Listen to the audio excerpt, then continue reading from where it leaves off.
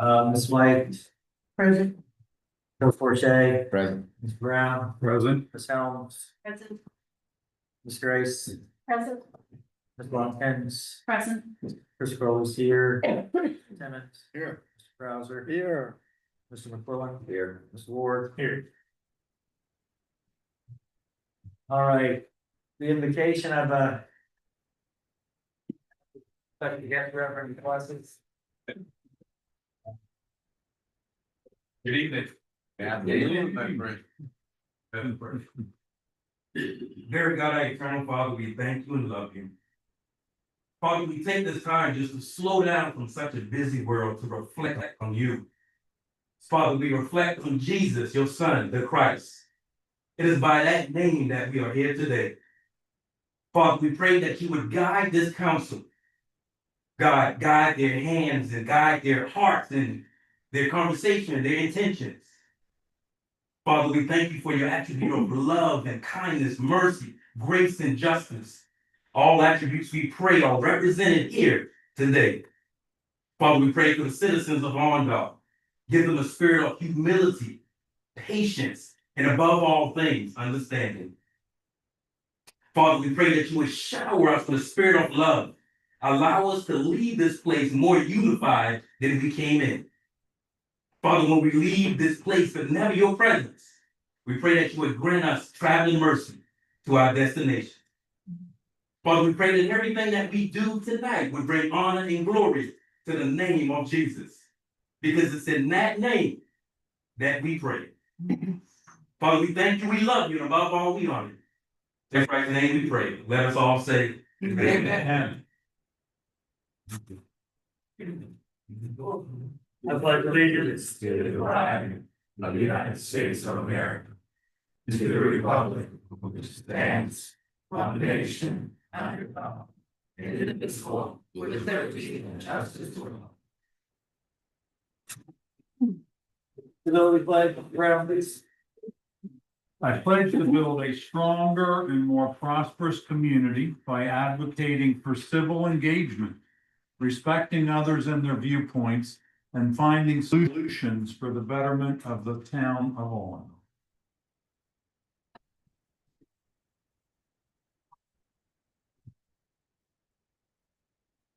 All right, raise up number 6, we have a motion for the approval of the May agenda. Motion to approve. Second. Any discussion? Hearing none, call for a vote, all in favor? Aye. All opposed? Motion carries unanimously. Moves us to number 7, that's a consideration of town clerk appointment. Yes, the last meeting, members of council, there was discussion of the town clerk appointment. We still have that vacancy. Ms. White has been gracious enough to be filling in for that appointment, and I recommend that we do make her the town clerk and filling it in officially. This would be based off of she and I have been discussing and the types of roles that she will be filling in as the town clerk. It'd be based off of the new post ordinance.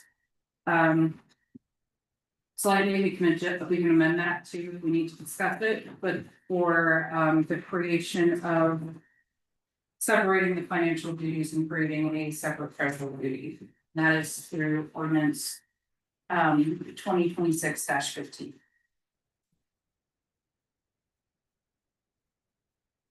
Do you need a motion? Yeah, Oh, motion to approve. Or accept that. yes, to appoint Ms. White as. Thank you. Motion to appoint Ms. White as our town clerk. There's a motion to appoint Ms. White as our town clerk. Do I hear a second? Second. What's the discussion? Real quick, are you still gonna be the planning assistant as well? Yes, so right now the plan is to dual clerk, I already clerked for planning. So it's familiar, so it's just really picking up the rest of the town business and putting it all in one. It is a huge undertaking, but you know, I'm kind of built for it, so I say, let's And And do we have a job description agreed upon that's reasonable for you? we've been, so because there's still not been a formal discussion with me around the position, besides with Kathleen, so. We've been discussing what the terms would be, we still do need to discuss a few other things, but I believe it could be worked out through conversation. I think you're doing a great job, I gotta say, being able to switch gears with the work that you're already doing and take up the public responsibilities of keeping us rolling as a town and all the things you've been doing, I just gotta say, as an employer of people, you're doing a really good job, you do good work, I appreciate it. Any further discussion? Hearing none, I'll call for a vote, all in favor of adopting Mrs. Keel White as our town clerk, say aye. Aye. Aye, all opposed? Unanimous, vote.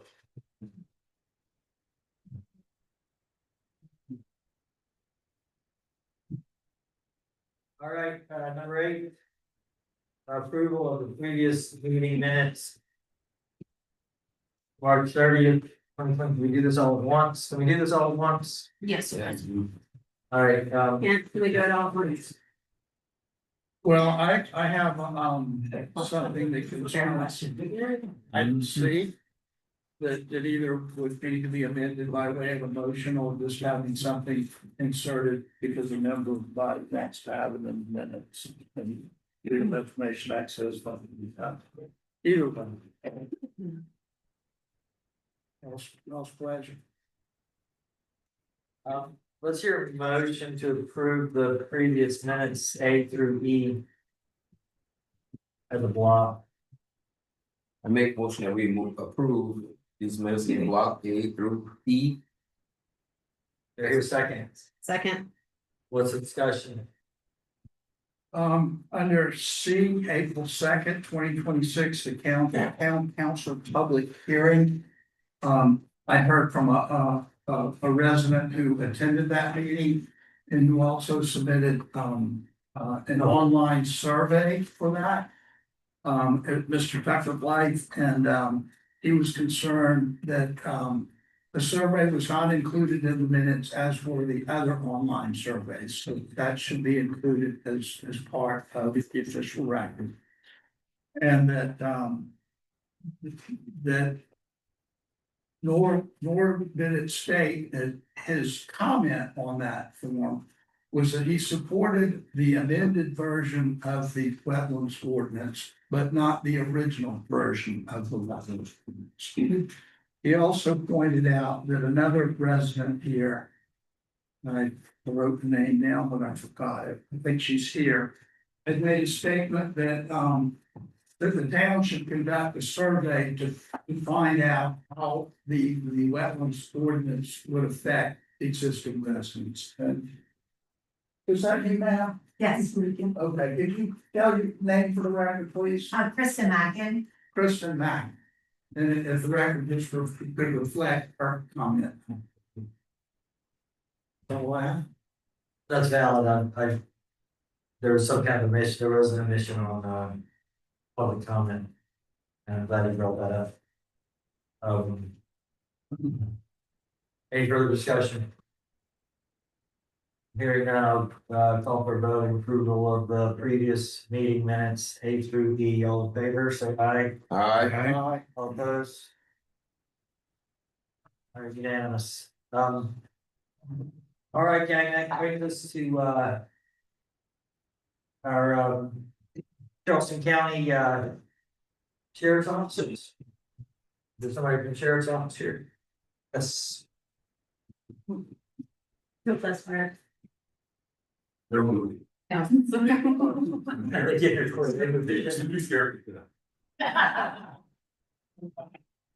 evening, everyone. How are you all? Good evening. Just want to give you a monthly report. This month right here, we had about 160 incidents throughout the jurisdiction. Majority of our calls were medical calls, of course, 61 calls. We had 64 non-emergency incidents. We had 16 fire-related calls, along with 14 hazardous conditions responses and 12 public service calls. Our turnout times, which means from the time that we get the call to the time that we pull out of the station, is still under the national average, which is 6 minutes and 16 seconds. Due to the fact that we do have some coverage gaps, it's taking us a little longer, but we are just 1.5 minutes above national standards when it comes to response and responding, getting from the station or from point A to point B. So we're still working on that. County's working with us to increase staffing and also cover some of these gaps that we do have. Let me remind you, we do cover 365 square miles of the district. So we're working on it and trying to get there. As far as like accidents, we do have some. We did have a couple of accidents in our accident prone areas of 17 and Seaweed and also Garrett Ridge Road. We did have we had one sheriff's officer get hit this month, right, turning from 17 to Garrett Ridge Road. That was a major concern. We were able to respond. No one was hurt. The accident probably went worse than it was, but it brought some attention to and awareness to the county that something needs to be done. Things are getting busier out here, as you can tell, and we're doing our very best to make sure that people are aware of traffic signals and traffic speed zones and signs, and we're working diligently with the sheriff's department to make sure that everyone stays safe. So that's it. Oh, one other thing I want to share with you. I had a phone call from the town administrator of McClellanville, and she inquired some information about a burn permit. And she wanted to know during the times when we were in a no burn time period throughout the state, she wanted to know if it was okay for their residents to burn because they have an actual ordinance for burning. And I explained to her that the county does not have an ordinance for burning. So any municipality, they're allowed to create an ordinance, which they did. And as long as whenever we have a statewide burn ban, then of course that burn ban supersedes any municipality that's out there.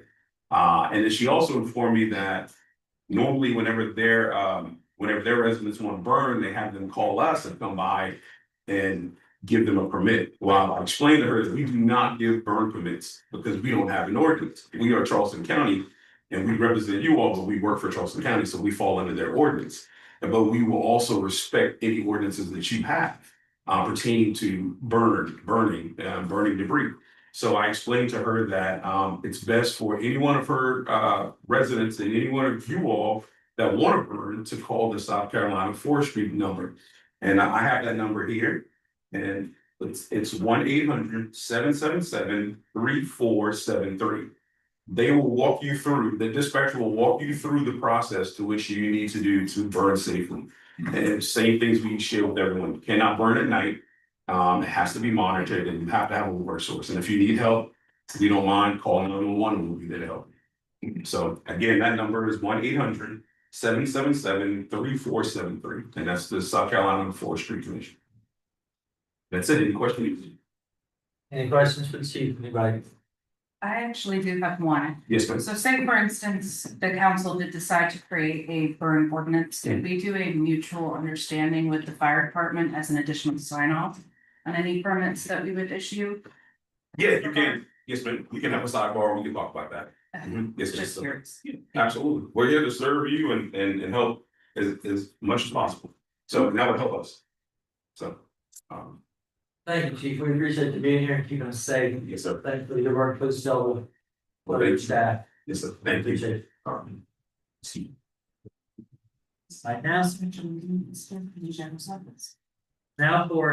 for the sheriff's office. So Sergeant Johnson's here to give us a sheriff's office. Apologize, I'm a little dirty. Somebody decided to not cooperate, so we had to wrestle somebody in the mud, so. My apologies if I'm under arrest or dirty. Again, I'm Sergeant John from the Sheriff's Office. I'm one of the supervisors that handle everything from north of the county, which is from Leeds Avenue all the way to Georgetown. So I'm one of the four that are out here. For calls for service out here in the last period, since the last town hall meeting, 911 hangups for open lines is 21. I think that number's right around the same as last time. That's basically if somebody pocket dials 911, somebody accidentally tries to send out a fax and they gotta send a code or send out a free number. Sometimes that happens. Those are about 21.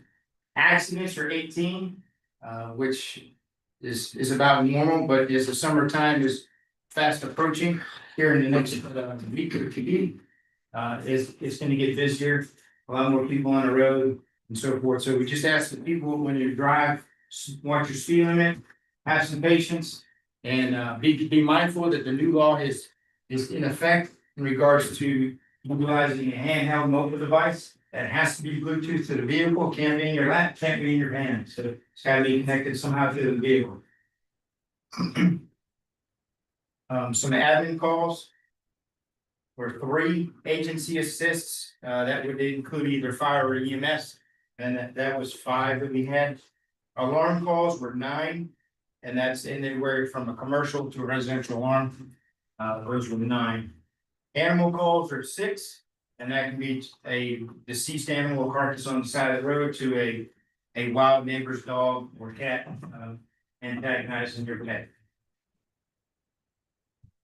Assaults, that is a person crime, that's an assault on another individual. We had 3 of those since last reporting period.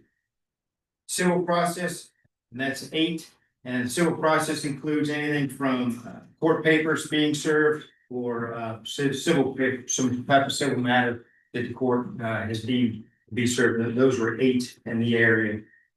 Custody, child custody was 1. Disabled motorists were 6. Disturbances were 13, and that word disturbance encompasses a whole conglomerate of things.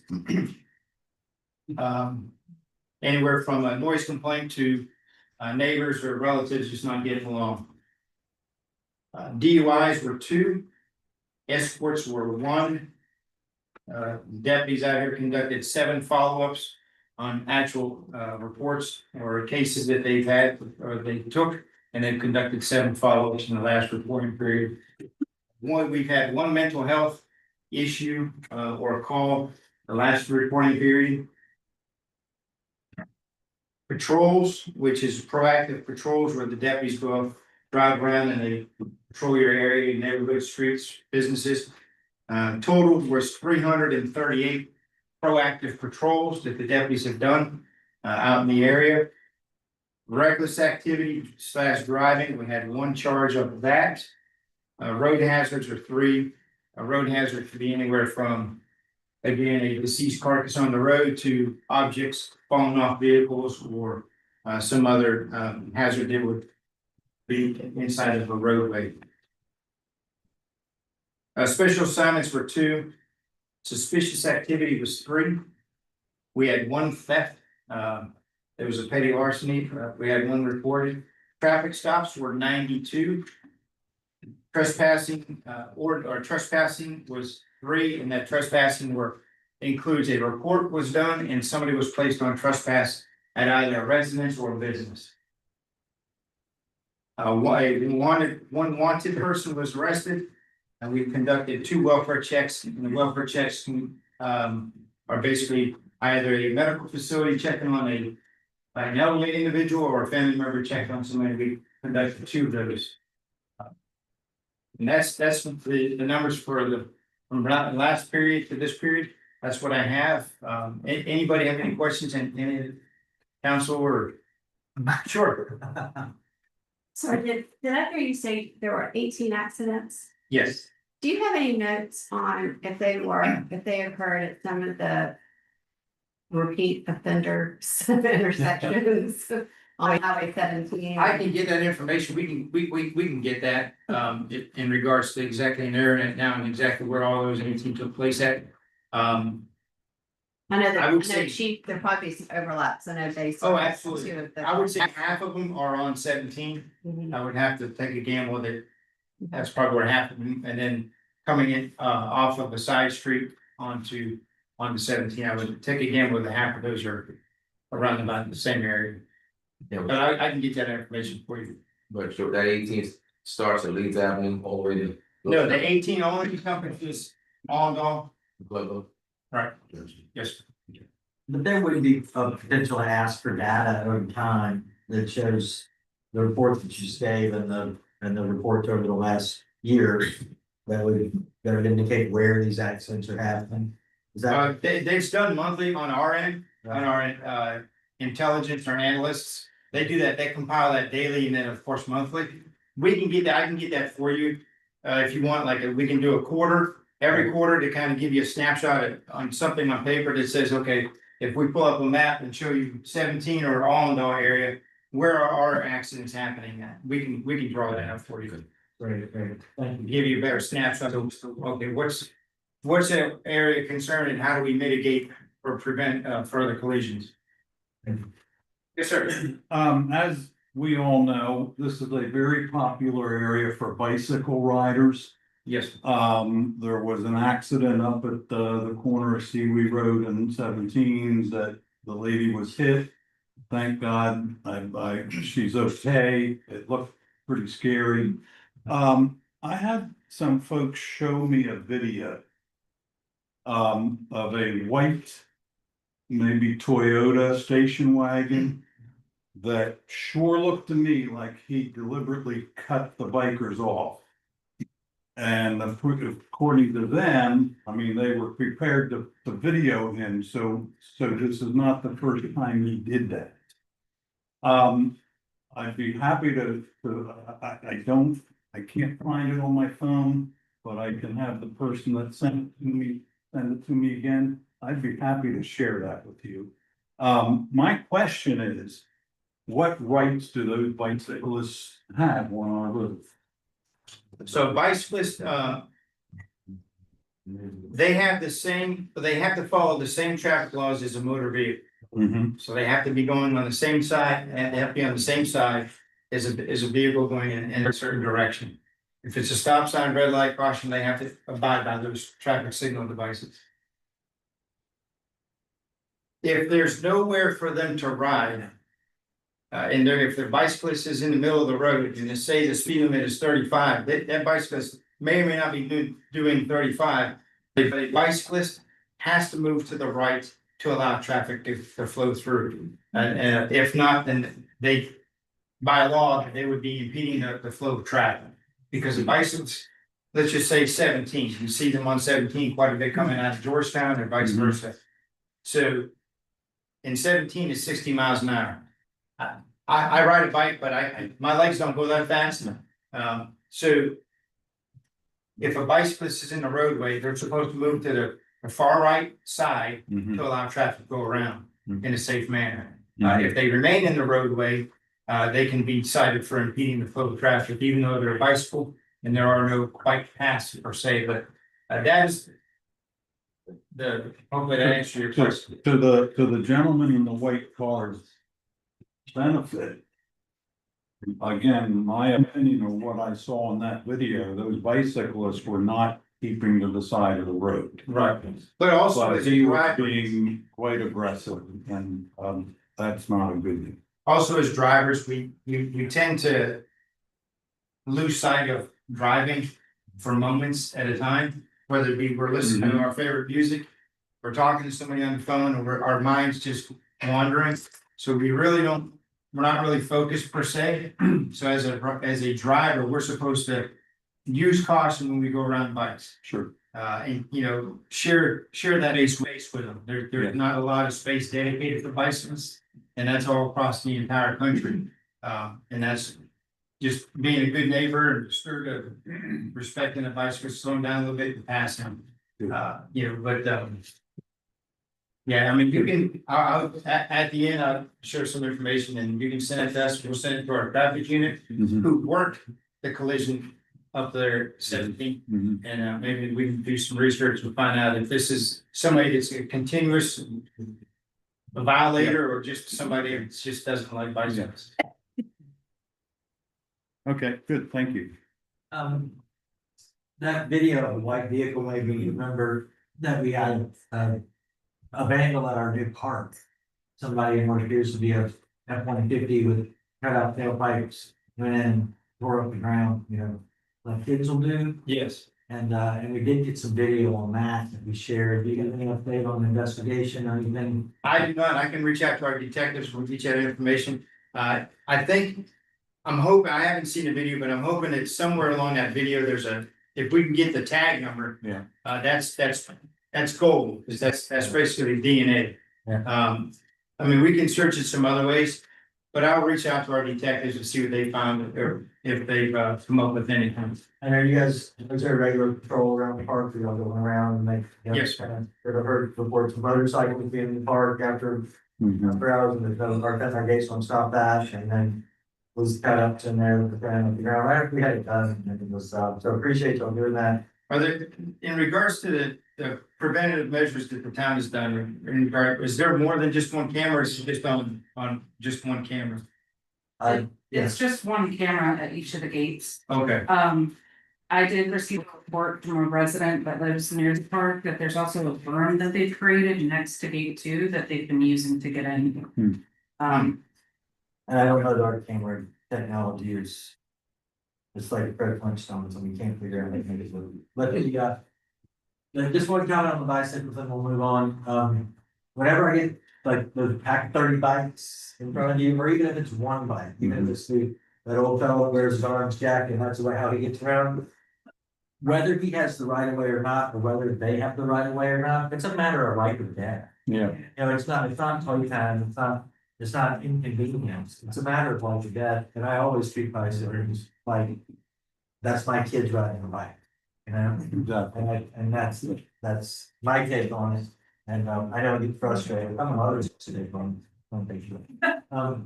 Thank you, sir, for your service, and we appreciate you. appreciate it. Just one last note that, as you probably, everybody has already done, if you see something that doesn't look right, it's out of place, please make sure you either call the town if it's something that you think the town can address, or please call the sheriff's office, either 911 or a non-emergency number, and let us know, and we can start digging around and figure out what it is, and then hopefully let the town know that it's nothing to worry about, or hey, we found this, we're gonna take care of it. So, you know, it's a team effort. We have a good relationship with the fire department, EMS. And you know, we're all here as one happy family to make sure that we all can have some peace and some fun at the same time. So that's all I have. Thank you, sir. Appreciate it. Thank you.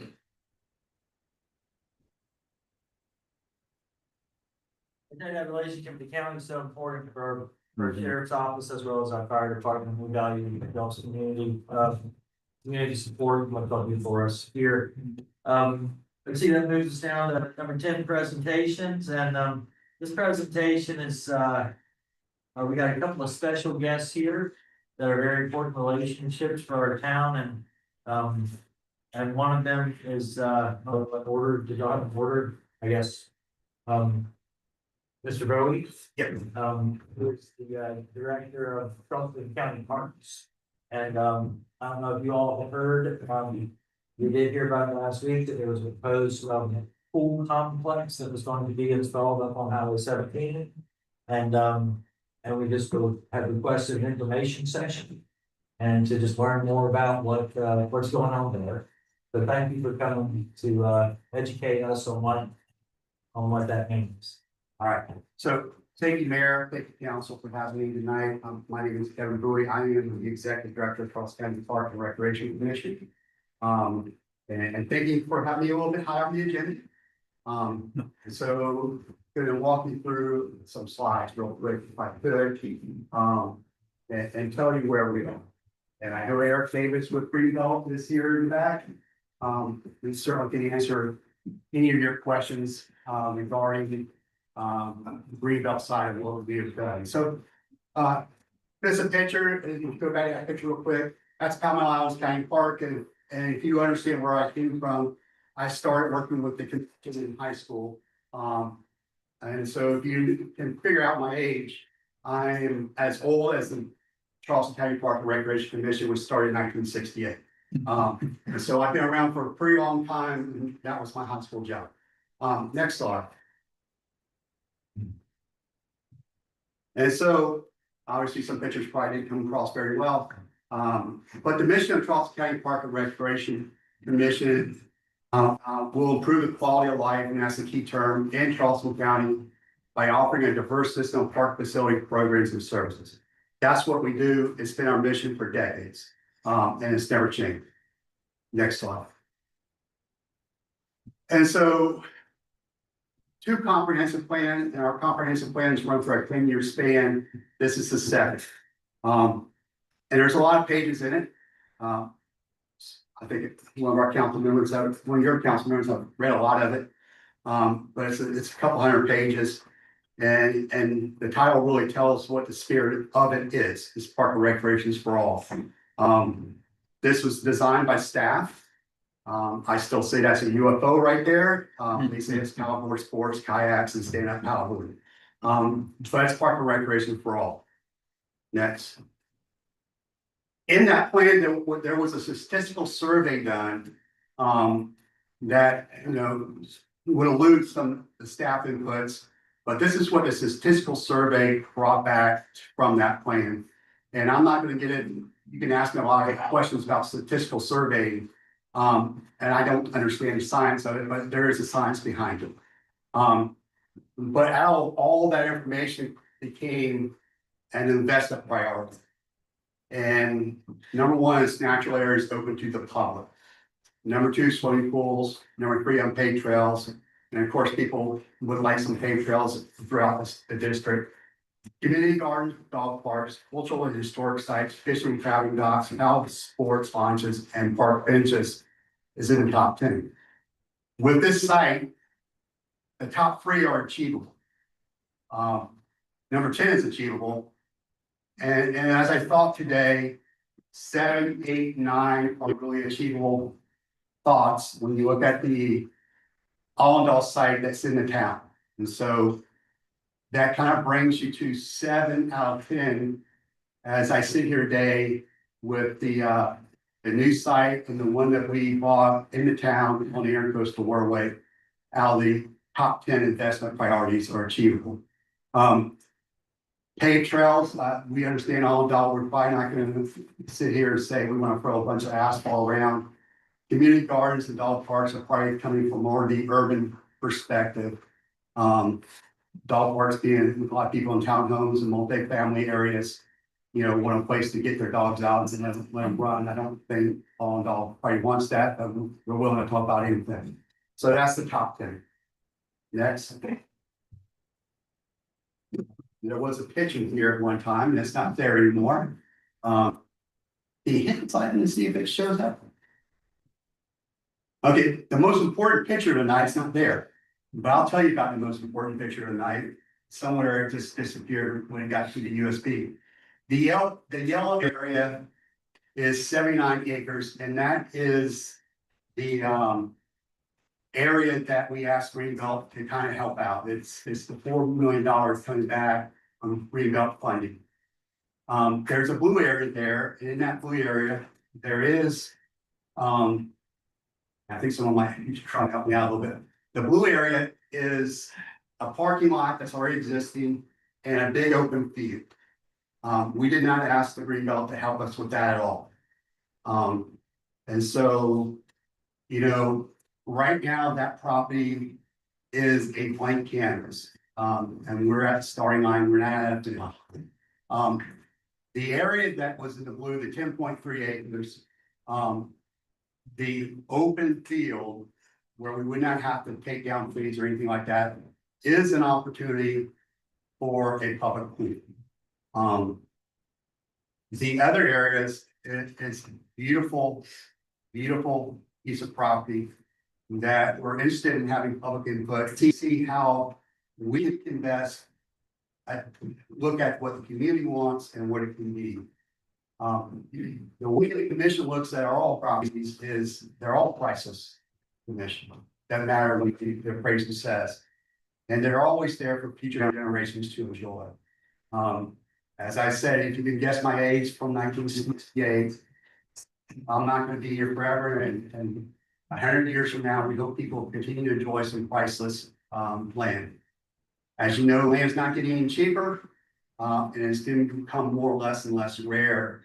And as we sit here and talk about a pool, This land is much more than a pool. It's a recreational site, enjoyed by anybody. And I wish that picture was there, and I can certainly have that picture out to the council, city office, see. Next one. So just some pictures, and this is a picture of a portable pool that we take from Edisto all the way, I think this one is now, when it comes into this area, it goes to Lincoln and McCall. And so to take this down and put it up is an undertaking, to say the least, but we do it. And so every time we take this pool down, we put it up, we have to get it inspected. The USPD had, I think they divided, so it's the Department of Health comes and recertifies that pool, and we do swim lessons in that pool. There was a guy who lived in Edisto, and so we always start with Edisto first. Who said he could build it. We said what? I could build a portable pool, and we still scratch our heads, but today, I think 15 years later, we're still moving to portable pool. And so Dorchester County, Fulton County has one now, they moved. I think OSI has done one up in the Florence area, and so there's 3 portable pools in South Carolina. And so our foundation helps with some of the expenses of that pool and how we move it. And the part-time staff, as you see the picture of our lifeguards and our swim instructors, and their wages are helped by the foundation. So next slide, please. And that's a beautiful picture. It didn't come all the way through either. But that's, I think I got another picture of it coming up, so we'll just go. And so what happens in a community pool? Well, water aerobics can happen there. And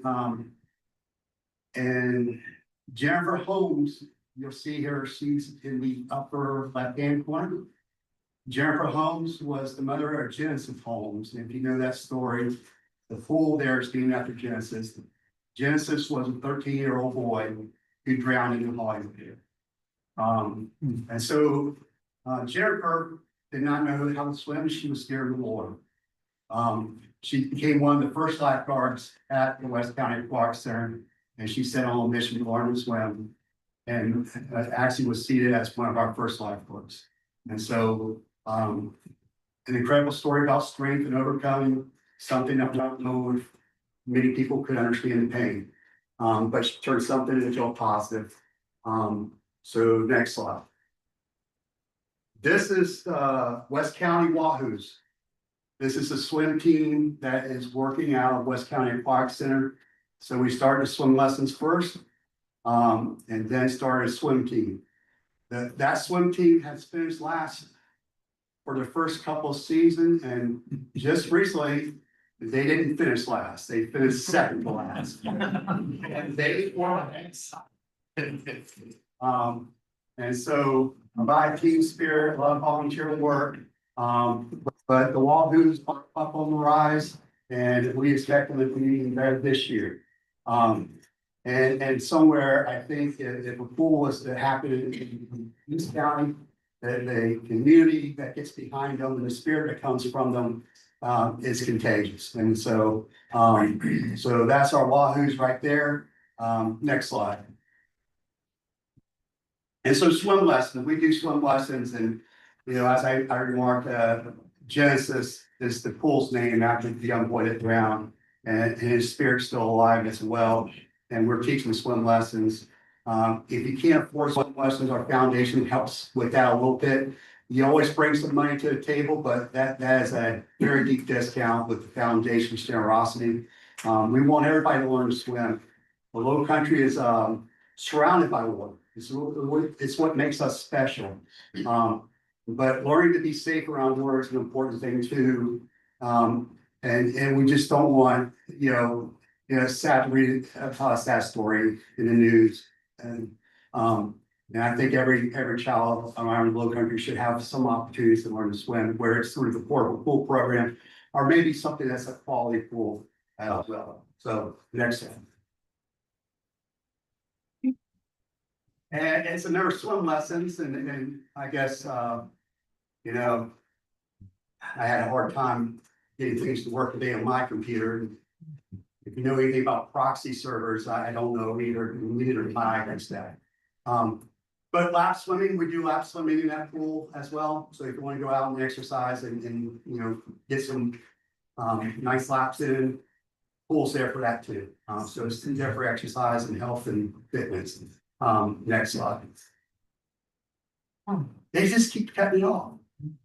So pool in East County, you know, when we come into East County, we already realized that it's not the same as it was in Hollywood. This is a different place, and it's a different community. But the pool is modest in scale. So it's 8 lap lanes, I think it's got a, you know, zero entry on the other side. So it's scaled to where it is. We run it professionally, as we run everything in our Fox program very professionally. We have a consultant who comes in and checks us and does unannounced audits and make sure we're doing really good things with our program. And, you know, I used to have a lot more hair, but lifeguards can make me lose hair in my lifetime career. But we do things in a very professional way, and anything we do in this area of Allendale, we want to reflect the rural character of the surrounding area. Provides an opportunity for local residents to stay local, and so it'll be a safe place to enjoy the water. It'll provide some relief from the heat. We'll do swim lessons. We'll provide opportunity for exercise, an opportunity to be on a swim team if you want to be on a swim team. It's a real good joy to see that you're not in last place, you're second to last, and they love it. Seasonal jobs for the community. So we hire some young people, we hire some retirees, and then we'll hire anybody who wants to come right here and enjoy what we do. Next one. So I would say where we are right now, let's keep having the conversation going. This park and system is dedicated to an open process, including public input, and we will listen. Right now, the canvas is blank. We want to work with the town and elected officials to see how we provide complementary services. I think there's a bigger conversation to be had. The town has a wonderful municipal park. We have an undeveloped site in the town. And there's a future East County recreation site. How they all work together to maximize recreational benefits to all. And again, the canvas is blank. We haven't planned everything for that site. I think this is more than a pool. And so what I would say, let's keep the conversation going and see what we can do together to make all these things work together. And I think that. And so the slide, the picture I really wanted to show you was the scale of West County Aquatic Center. You can see that on site, and I'll be glad to get y'all the right slideshow that somehow got some bits changed into it. And I think, and here's the one. So this is probably one of the most important slides of the night.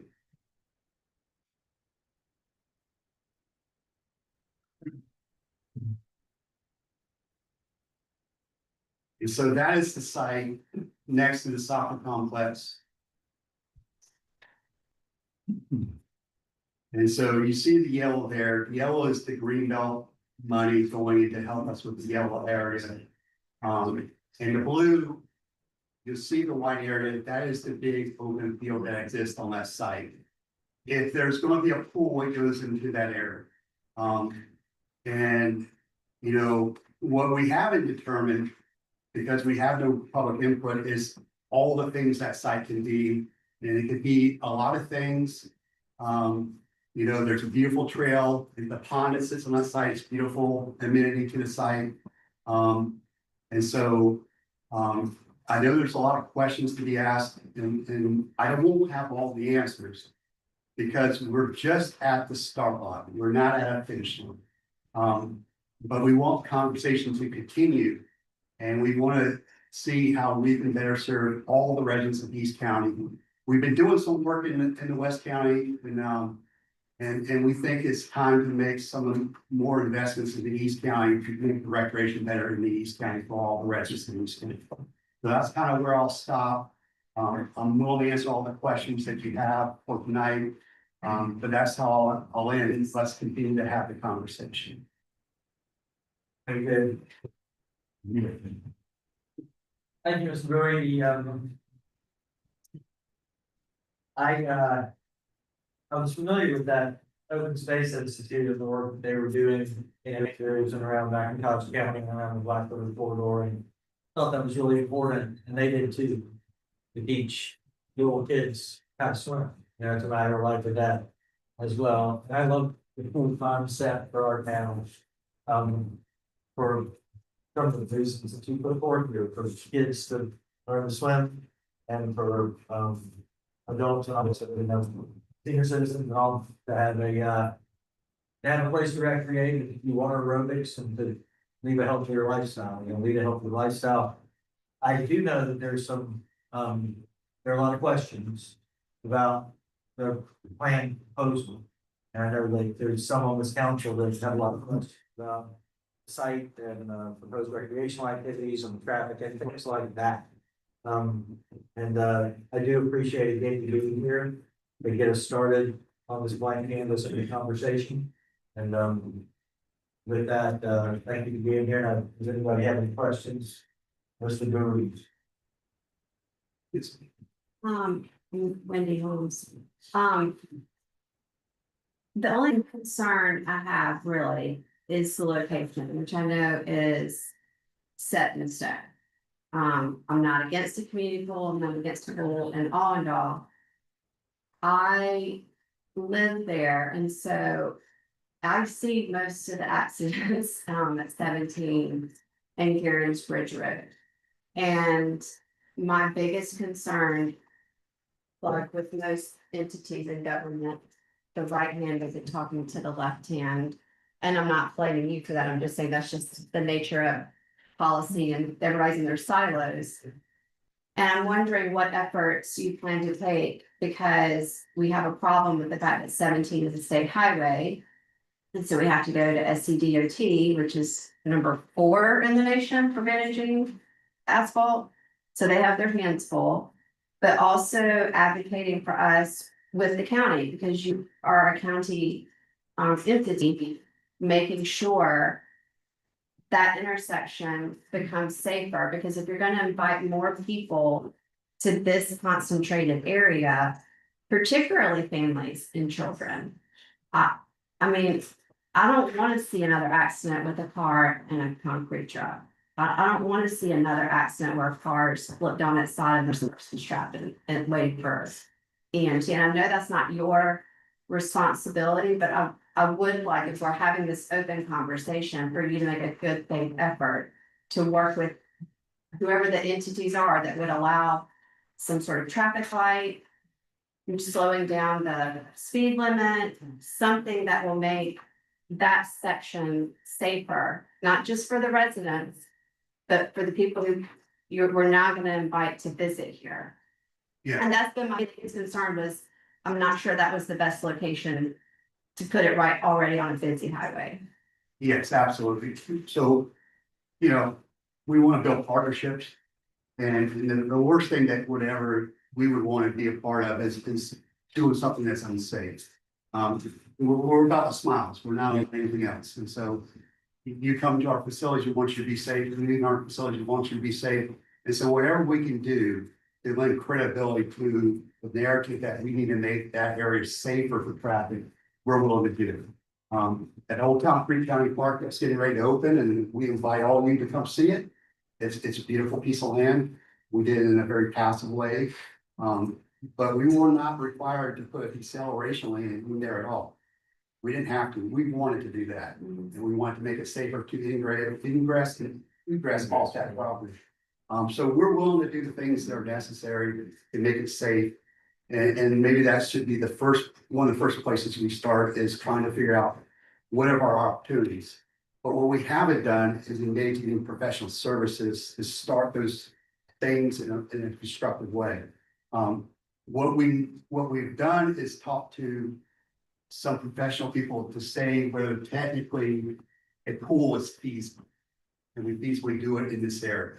But we haven't started spending money out of our pocketbooks to get the real professionals to come in and give us all the answers that we're looking for. But we'll do that. We'll work with you in any way we can to make those things that maybe together we can create the pressures that need to be created, working with our other elected officials. And you know, if we all work together and all our elected officials work together, it's a pretty loud noise. I think that can happen. And so let's see what we can do. But I've heard that comment and I'm inspired to see what we can do together to get that voice heard in a meaningful and very sound way.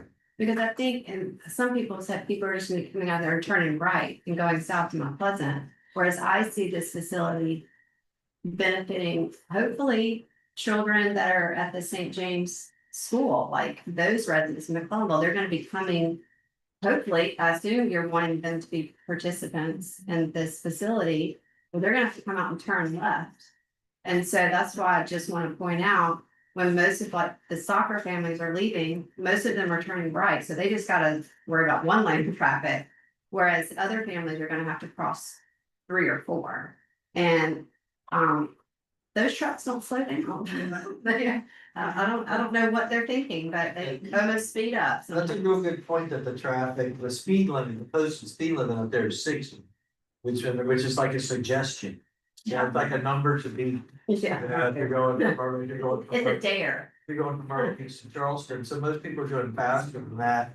And when you have to cross 2 lanes of 60 and make a left on 2 more lanes of 60. If they're in the top, I mean, I've looked at it, they're in the top 5 deadliest intersections, not at the southeast. Well, not east of the Mississippi, but in the entire United States, we've got some of the deadliest intersections, and we've been barking up a tree trying to get. County, state, federal, look at it and help us do something about it. And I think that's a really good point. I'm so glad this would be a great like public benefit to this pool complex. Would be some real serious consideration for how we manage that traffic that's going deadly speeds in front of it. I love that idea. I would strongly encourage you to talk to that very nice gentleman all the way in the back in that white uniform who said he's the new sheriff in town. He comes every month and tells us, and he recently gave us the annual report, and it's concerning the number of accidents that have increased just because of population density and people like just coming through. And so I bark up this tree. I know everybody's started me talking about it, but I have an 8-year-old, she'll be driving before I know it, and it scares the bejesus out of me, her going down Highway 17, because maybe not all y'all, but maybe all y'all not pleasant came down. But I would honestly, that gentleman in the back is probably one of the best resources to talk about traffic safety, because they're with that fire station on Garrett's Bridge Road, they're the first line of defense in helping people. And we're willing to have those conversations and we'll put that on top of the list of where we go when we talk about, doing something. So maybe all together we can. Yeah, that was it. I'd love to talk about traffic. Let's see, Mr. Porche, what do you have? Do you have any questions or?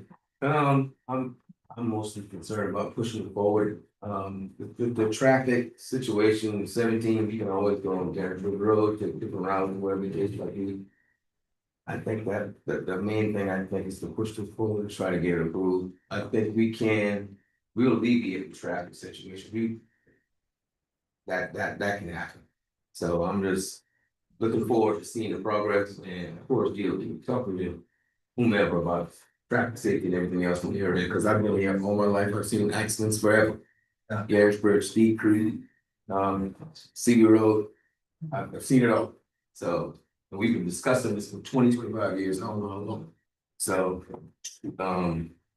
I really do think it's a good idea, a very good idea. It's going to be very beneficial, especially for the kids from St. James and ED. And look, I'm probably the only one up here who can't swim.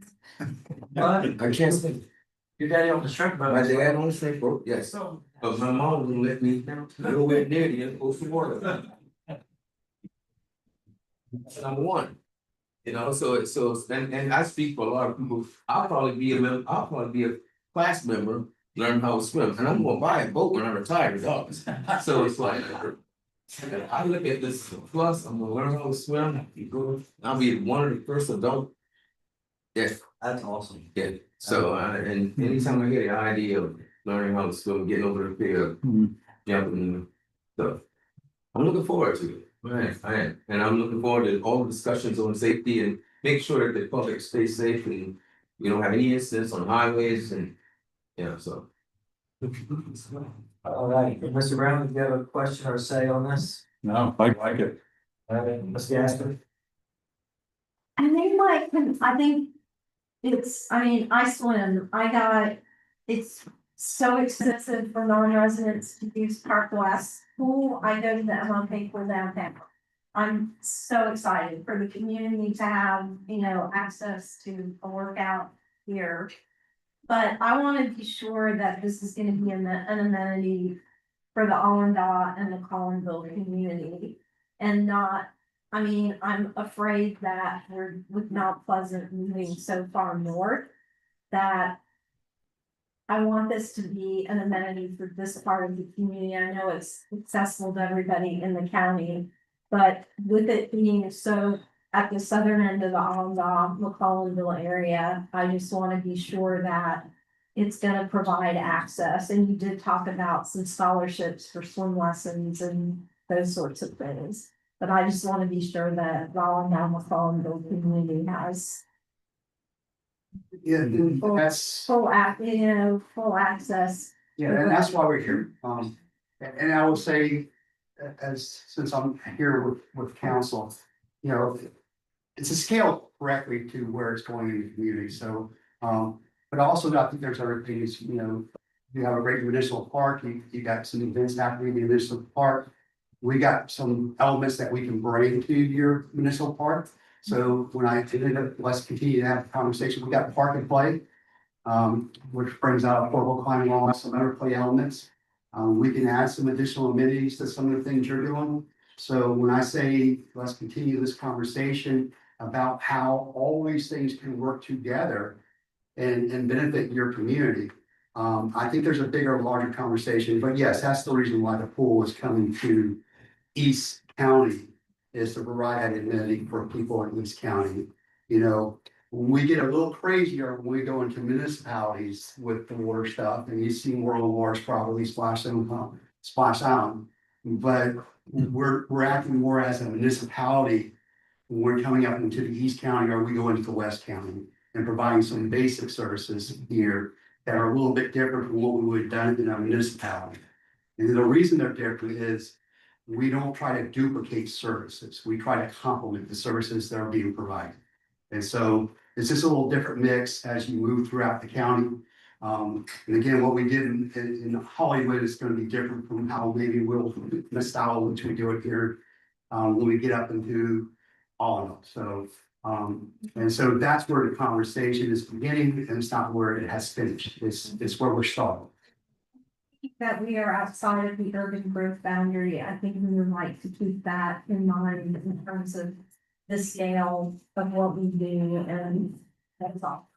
And I share the traffic concerns as well. I think there's a lot left to discuss, but I'm excited about the possibilities. I just read just this week where in Texas and Florida. Number one and number two in South Carolina is the number three population. People are coming to South Carolina more than any other state right now.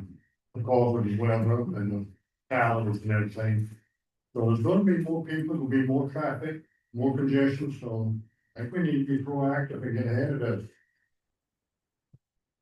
Very good, very good. Ms. Proud? Thanks, Golly. I've taken a pretty deep dive into their conference plan, like 2 different conversations with Mr. Bowie, the most recent today.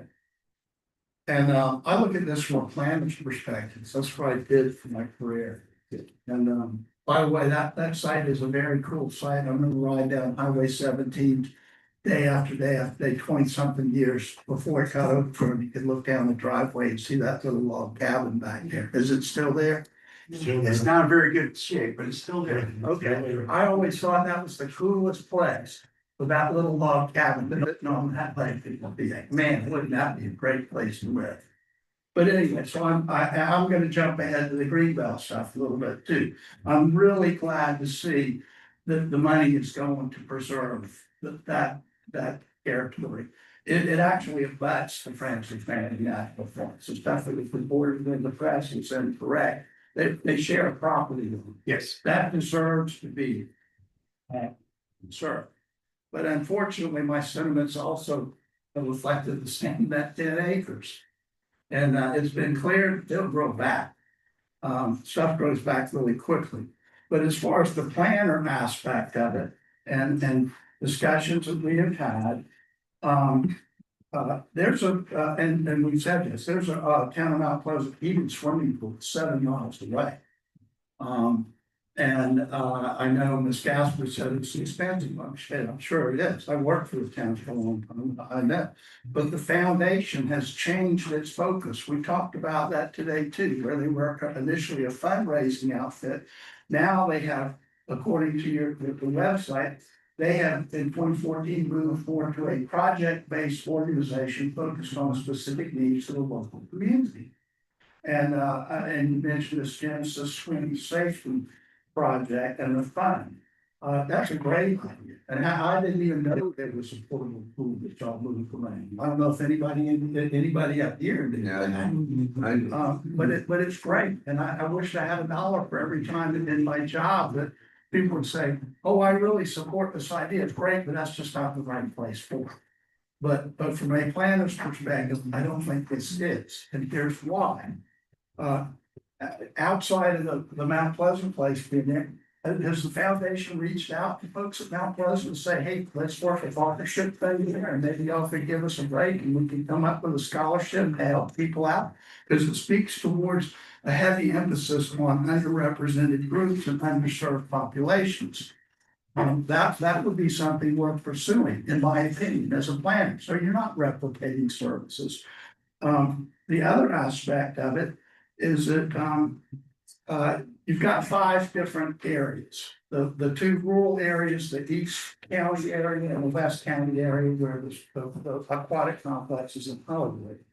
And you got the stuff in the Mount Pleasant, the city of Charleston, and the north area as shown on y'all's maps, geographically defined. Those 3 in the middle kind of take care of themselves, as we talked about, and they have excellent recreational facilities, either through the municipal government or through other public service districts. I thought fire department stuff was complicated to understand. Those public service districts for recreation are really kind of hard to understand too. But anyways, the where it is in relation to that is at the very bottom end of this east planning area, the east East County planning area. It starts at Chandler Road. And this site is just a hop, skip, and a jump away from that. The maps that are instructed in your plan on page 89, it shows the 5 areas. And then on page 99 is a better match, figure 1.45. And it's instructive because it shows the most impoverished areas in this East County area. And it's not down here on the southern end of it. It's up there in the northern end, where at St. James, or excuse me, at South Santee, and it's escaping me. Get too old. Durham, those areas, Durham. Those are the areas. So if the intent is to truly serve the greatest amount of impoverished or underserved people, it's not down here. It's up there, or closer to up there. Really, probably more kind of in the middle between them and us. They are 27 miles away. That's getting on right 27 miles to get from the Santee, South Santee Center up there on South Santee Road. To get to the outpost, it's right across the street from. Somewhere else, more around the St. James Santee School would be a better location for this whole planning area. And that's a planner thought from these perspectives. So it just seems like, it would be a better location, and this is kind of the gateway into the town of Allenville. It's really right where, these are some planning terms. The suburban or urban, suburban, ex-urban, I just learned that term off the internet a while back, but, the interface right there, in that area. And, it's a very sensitive area, it's just sort of like, creek coming out the road. And at some point, we need to just draw a line and say, we don't want these things in this area. It would be better placed in a different area. So that's from my perspective, and I'm sure you can understand that. I mean, it has validity, and perhaps the Greenbelt guy too, or anybody else here who's familiar with planning endeavors and exercises. I would just suggest that there would be a better location for the expenditure of scarce resources. And that's it's my opinion, but it's based on factual matter. It's just not, I don't think it should be there. There are facts behind it, why it should be as a different location. And that's about all I got to say. I appreciate your consideration, folks. Is the location, I mean, is there a chance it could be further north so it is more accessible to the McCollumville community? Well, I like to, I get the planner aspect and I understand the planning aspect. We've been looking for a suitable location for over 5 years. Yeah, it's been a while. And so what Charles County Park and Recreation has to do, we just can't go in and say, we really like this piece of property, we're gonna take it from you, we're gonna buy it from you. People have to be willing sellers to be able to talk to this district.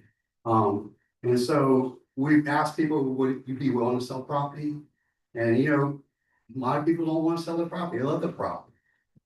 We've been looking up on Door Road, we've been all around, we've been north and all. We just found this piece of property, it's a beautiful piece of property. It has a lot of work that's passive, it has some work that's being a pool site. And so, yeah, we've been all over East County looking for a suitable site for a pool. I wish, I was born and raised in Charleston, I've been here a long time too. I can remember what it used to be, what it is today. I wish we could reshuffle the deck sometimes too and make it a little bit better.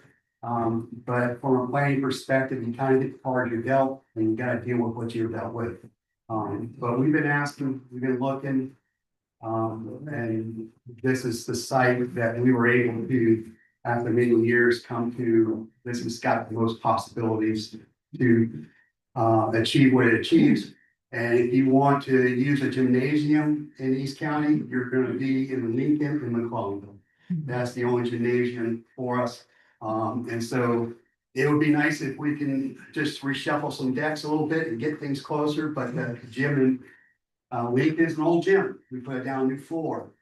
So there's going to have to be some give and take if these things are become realities.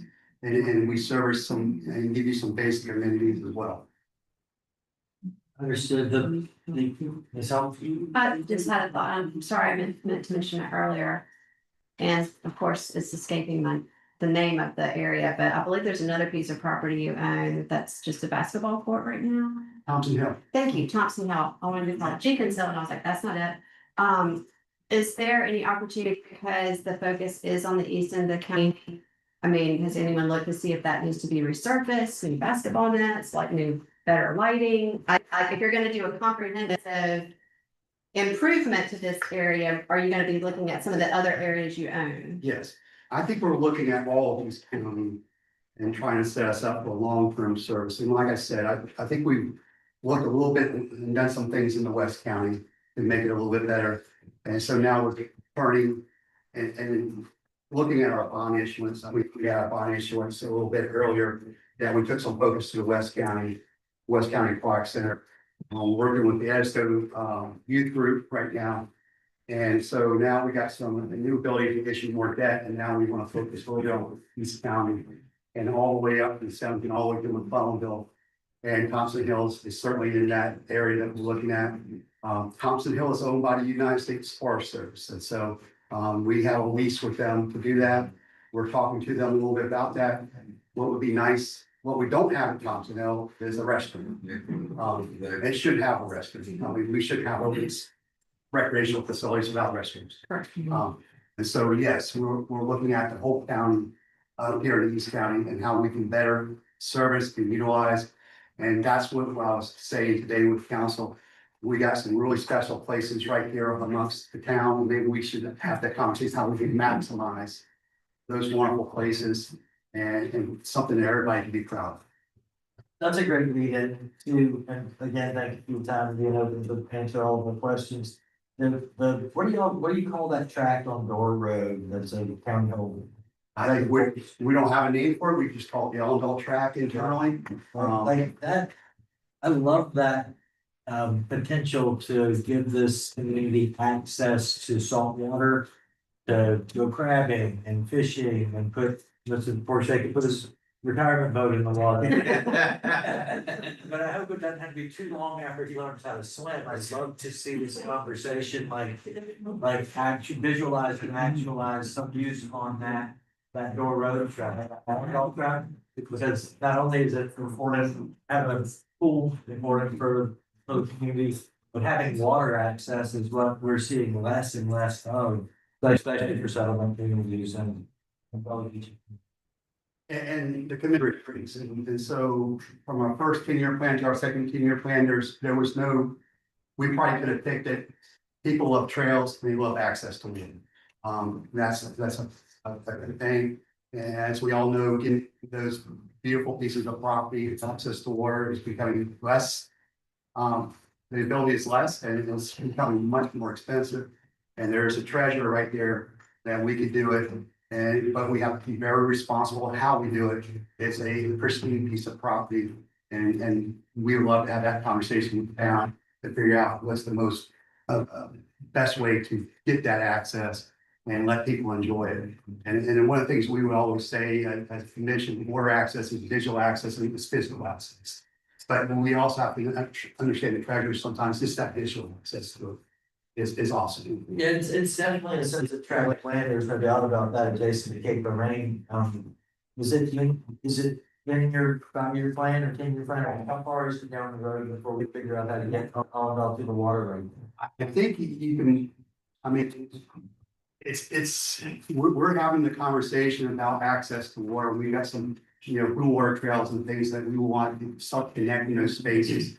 And so it can be, I would say it's in a 5-year plan, but the planning of it can be in the 5-year plan. So that when we have a next issuance, we can put that as a priority. So we've been having some of those conversations with some council members. Is there a way that we can accelerate the access to some of the properties that we have on the water? If you look at the Allendale track, I think that was bought with some greenbelt money. I think he's right here to verify that. And so there's been some conversations about how can we accelerate maybe some more access to some of those properties that were public access properties bought with greenbelt money. Just to be able to get down to the salt water and get your wagon, get to move around, I think it's trying to be a good start. Thank you for your time. We've got, we will be here until tomorrow, but we don't want that to have to be the same. We look forward to continuing to develop the important relationship. I think that it's good for you to show up at the very little notice and give us And I would say any council member would like to get in contact with me. Yeah, I think the mayor has my cell phone number, and I would encourage the mayor to hand you my cell phone number. I'm available to any council member. So we have. Thank you very much. Thank you.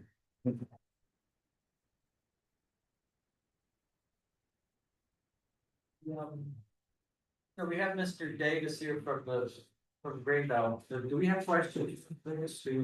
We'll give him, I mean, he's come all the way out here, might as well. I don't have anything to add. Happy to answer any questions about the grade dog aspect of the land acquisition. All right, yes, that's right. Thank you. I know there's not an official master plan, but the thought process for the 80 acres of the.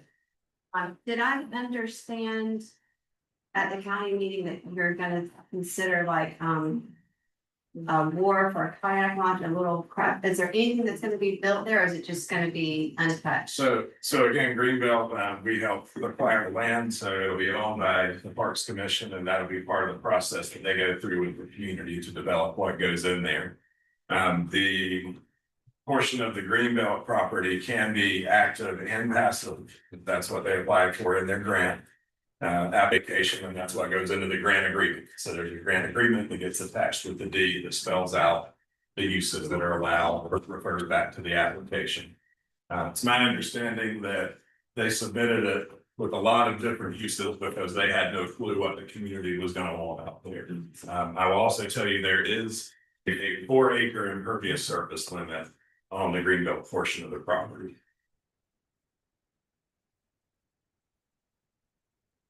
I'm trying to understand this, so the entirety of the property, roughly 90-something acres. Was purchased with Greenbelt funds? No, sir. Only 10 acres were purchased with PRC funds, where if a pool goes in, that's where the pool would go. Right, but they bought out with their money, that's Correct. not Greenbelt money No, at sir. all. So I guess my question and concern, and you kind of answered it, I think, but I just want to make sure I understand it fully. So for example, the Downs Park, we are constrained as to certain types of uses that can and cannot go there. Yes, It's meant to be a passive park, and there are certain other active uses that they just can't be put there. They sort of circumvent, I don't know if circumvent is the appropriate word, but they fashioned their application such that they are able to do both if they acquire a portion of this. that's correct. The area that's supposed to be put in like a conservation area where it's minimally improved and not have active parks on it, so that's So covered. active parks are allowed under the Greenbelt program. That's one of the 6 types of Greenbelt acquisitions that can take place. How would that be different from the towns? Can you explain that? From what, sir? From the town park? Because when the town applied, you applied for passive usage only, and that's what was written into the grant. So can that be amended? It can, and you all requested it a few years ago, and you only turned it down instead of open the park with the passive usage that you have promised, and then come back once you are actually have it open and operating, we'll entertain those. And that was a decision by the appointed Greenbelt Advisory. County council. Oh, that was by the elected officials. from the Yes, sir. county council. So to go back through any kind of process like that was go to the advisory board, or would go just for the county council? So that process goes to the advisory board for a recommendation, and then county council makes the final decision. Right, well, I think that kind of helps me understand it. It's a shame that any part of that 80 acres is going to be used differently than just a pure conservation easement, but if that's the way it is, that's the way it is. So thank you, I appreciate it. Could you speak to what the town of Allendale was turned down for? When county council told them no? I believe there were some requests such as what I would call an amphitheater, a formal concert venue, some permanent camping cabins, The dog park. dog park as well. I'm sorry, it's been a few years since that has come up. It was mainly the dog park, the camping and the amphitheater. And then it was turning some of that amphitheater into more of a structured event space rather than having it as a temporary event space. And the main reason it was turned down is because the park was not open and it's passive uses. That's essentially what county council said, was that we want to see that you can open it with the usage that you applied for, the passive uses, before they were going to grant any expansion of more intensive uses on the property. And so now we've officially opened as of April 18th, was that the right date? How long do we have to be in passive use before we put a dog park or a kayak launch or like? Yeah, kayak launches are certainly allowed. That was part of your original application out there. But for music loving dog owners that want to have accommodations on the property, you have to go back and ask for. But you gotta get credit before you get extra credit, then you gotta prove Right. that you can perform Yeah. the letter before you ask for something. There's no specified time. I would say, it's whenever the town decides to go back and request county council amend that grant agreement, where you have specific types of uses that you guys fill out. We can, as a staff, work with you again on that. We worked with the previous administration on that with the town. I will say the park board can incorporate some kayak launches in areas in their new master plan that we did submit to the Greenville. I guess my question is if like, I know we talked about doing like a picnic structure, but. I mean. It is park. And then a picnic structure, an open air picnic structure would be allowed. I think you all, the last time you asked for amendments, there was more of an indoor enclosed event space. That was one of the requests. But yeah, in any of our passive parks, it's allowable to have picnic shelters, restroom building. Basic park amenities. I mean, the park opening was wonderful, perfectly executed by the park board, and my daughter had a lovely time with Emily rolling down the hill, but her one takeaway was. There wasn't a playground. I thought you said it was a park. There were no swings, and so, We allow playgrounds and swings in passive parks as well. yeah, but we're gonna put up, It's considered. we're gonna put up some, I think, some swings. I think Emily's a little more fair on. Yeah. See, there was like always. Yeah. But thank you for, I've gotten through that looking after us on it. We finally got the park open. Congratulations. Thank you. Congratulations. And thank you for the on-off track, what I call the Fuller Road track too. And again, along with the county, I think this is an important relationship. And I think this is a moment where we began to build this relationship with PRC as well. And I think Allendale, Greenbelt, and PRC have a lot of potential, a lot of work that can be done for the good of citizens. I agree. Get everybody pulling in the same direction. We'll get there quicker, that's for sure. And it's a partnership, and I love the park and play idea, I love the idea of collaboration, and trying to figure out how we can get everybody pulling in the same direction. So, any further questions, Mr. Davis? Thank you.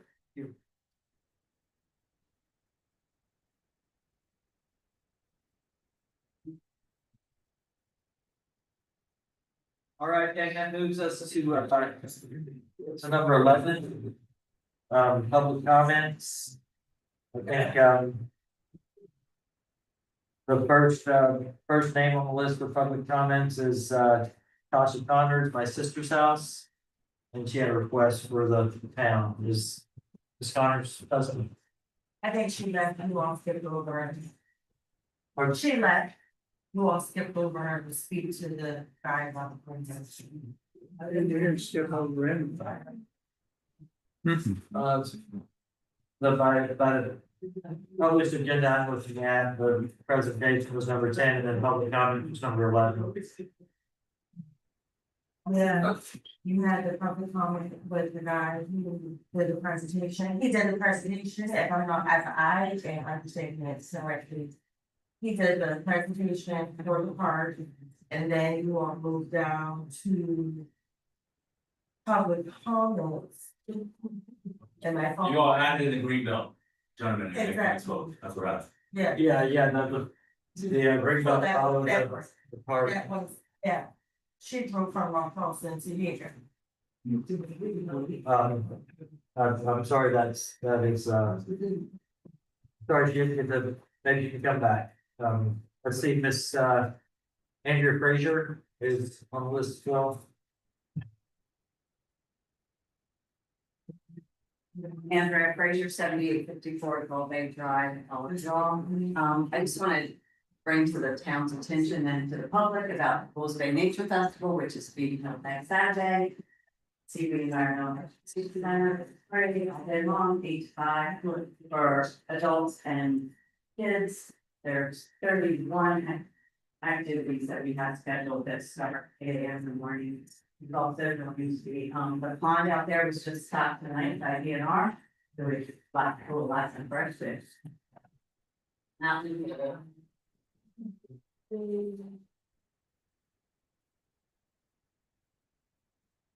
All right, Ms. Fraser, thank you for doing the work on that. I've seen that festival since its inception. And it takes a lot of leadership, a lot of organization, and it has lost that with the losing of federal employees. I appreciate you stepping into that, taking on that responsibility is what I'm seeing. Thank you for that. I have, Ms. Lynn Vickery. Has signed up to speak. Lynn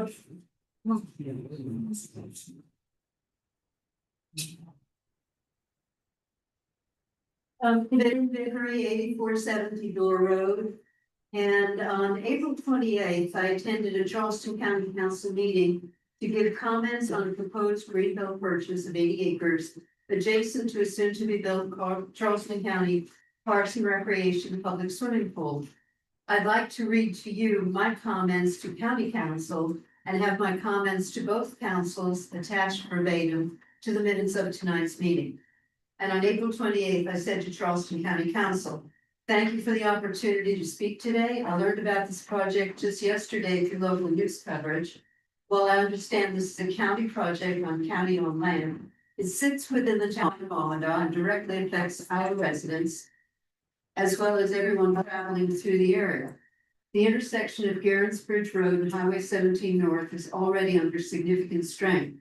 It serves the Shea family soccer fields, the Garrett's Bridge Fire Station, nearby residential construction, the Dog Farms event venue, and now 27 new luxury garage condominiums breaking ground. Traffic is already a serious concern. Preserving land through greenbelt funds is something I strongly support.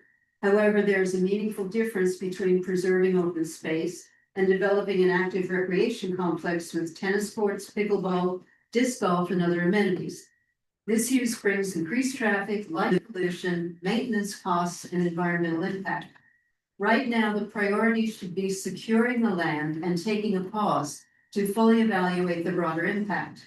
At a minimum, this intersection needs immediate safety improvements, such as a reduced speed limit and a serious consideration of a roundabout. We must put public safety ahead of pace and profit. First responders operate out of a narrow and increasingly congested corridor. Their access should not be compromised. There are also important long-term questions. Will ongoing maintenance be funded by greenbelt dollars?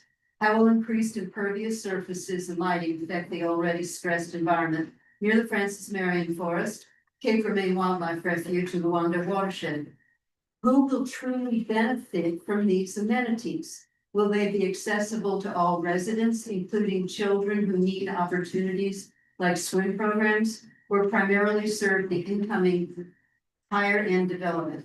Ondah is a critical moment. With over 800 homes already permitted, decisions made now will shape the character and livability of this community for years to come. I urge you to slow down, consider the full picture, and ensure this project reflects thoughtful, balanced planning. Let Ondah be a model of how to grow responsibly, not an example of how to rush decisions leading to regret. Thank you. Those are my comments to County Council, and now I'd like to say to you, the time is overdue for county and municipal councils to work in cooperation to mitigate the impacts of donut hole legislation and lack of concurrency. In closing, I would propose the Lincoln campus of Charleston County Parks and Recreation as a more suitable location for a community pool, as it has a captive audience and a community reputation for the quality and affordability of its classes and youth-oriented events. Thank you for your time. Thank you. Going to get those. Item number 4 is Gary Freeman. Good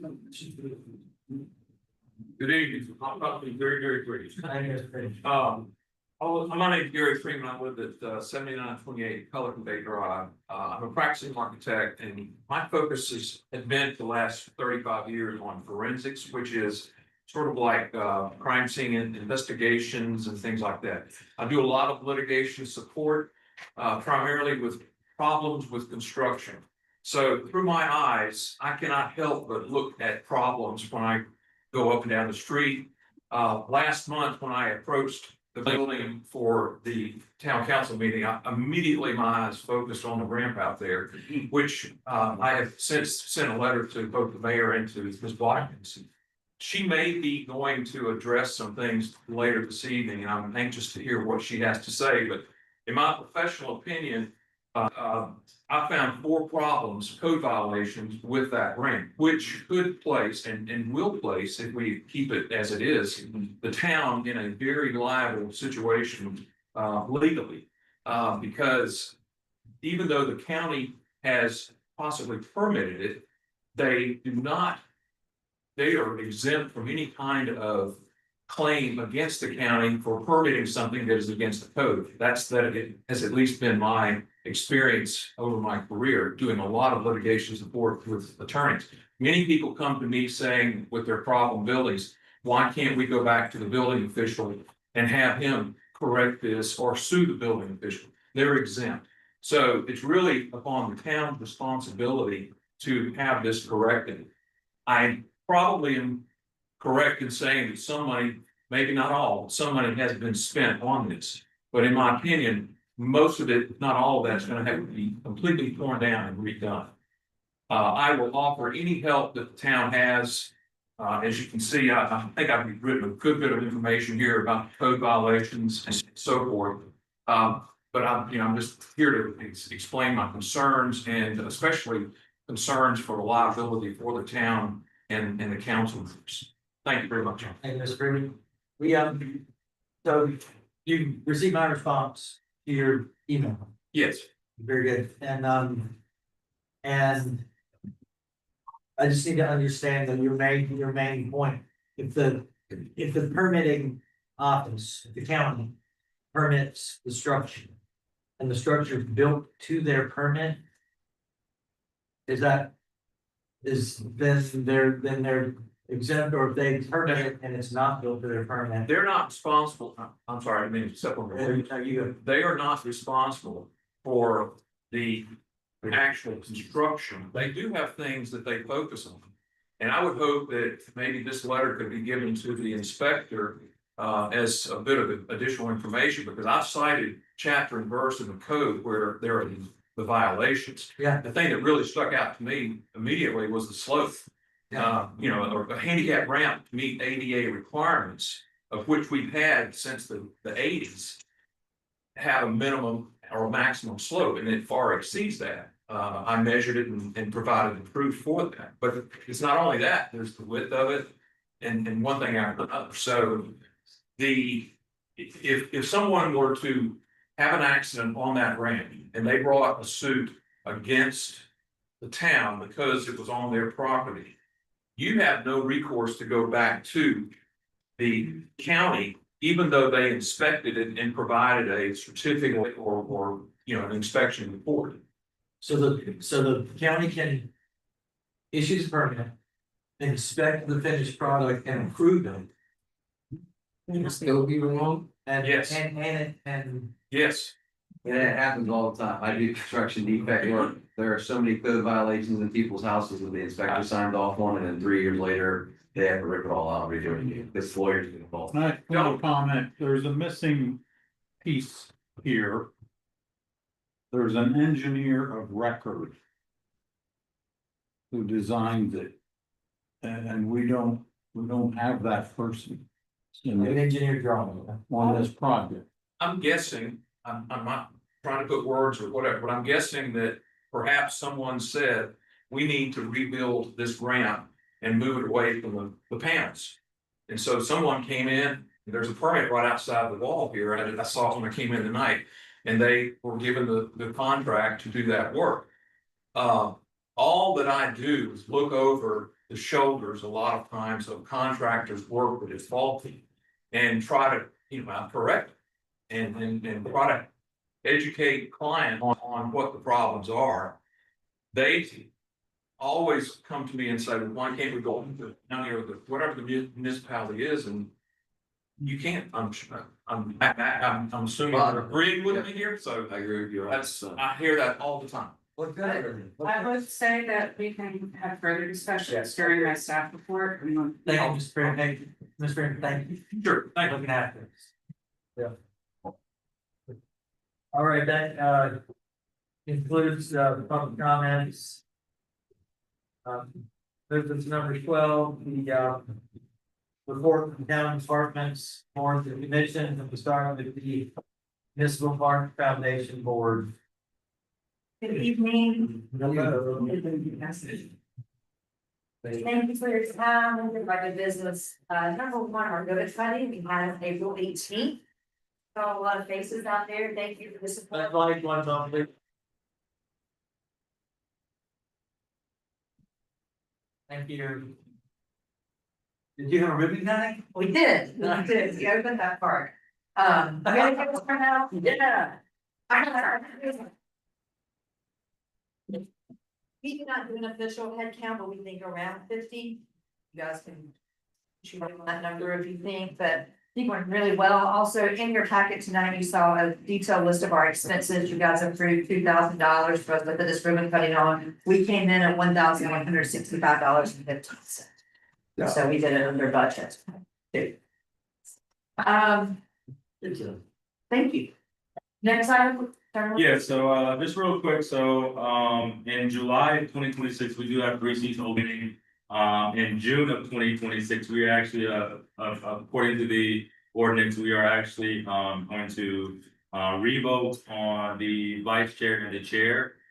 So everyone just keep your calendar that as of July of 2026, we are doing there will be 3 seats open. And that's really essentially it. The initial appointment was 5 seats for 2 years and 4 seats for 1 year. We actually brought to you guys back in February. We amended it to 7 members total instead of 5 or 7, however the word was. That does need to be revisited and that needs to be voted on to make it officially official. I think a second reading or first reading actually, so. That actually happened when we were amending some of the ordinances in the boards and commissions. We changed that immediately to 7 members, so you guys are looking at 7 members. Okay, so how does that get updated on the? AM legal is very delayed. Okay. But that has already passed second reading. So. Okay. Perfect. Anything else there? It's not on there, but we are looking at also adding additional 3 signs. As far as entrance signs for the park as well, because we know it's especially come on gate 1 from actually this entrance to Door Road, you can pass it easily, so we're actually getting quotes. We actually got a quote, and we'll have the more information come next meeting, or hopefully they're done by next meeting, but definitely have more information by next meeting. But we did get those quotes in, so we're looking at 3 additional signs for gates 1, 2, and 3, and even potentially 4, but definitely the first 3 for sure. So. Yeah, good looking out. I noticed that needed to be done, like I looked to see what it looked like as far as the vandalism and those tasks you posted. Yeah, you'll pass entrance 1 and 2. You're not paying attention there, so just some wayfinding on board right there. Did I have a question? Okay. Anything else on that one before we move on? The last one we have is mutual understanding of control burn at the Allendale Municipal Park. We had a meeting, a special call meeting on April the 1st, actually have the minutes here. With Deputy Chief Brett Sims and Captain Patrick Phillips. They presented a proposal that I think you guys have there. The point of me bringing this up tonight was just to make you guys aware and convey to you that night the board had voted unanimously to just move forward with conversations between the Allendale Fire Department and the Forestry Service about potential control burners. Now, Chief, I know he's back there in the corner. Brett, you want to talk a little bit about this? Yeah, I can definitely answer any questions.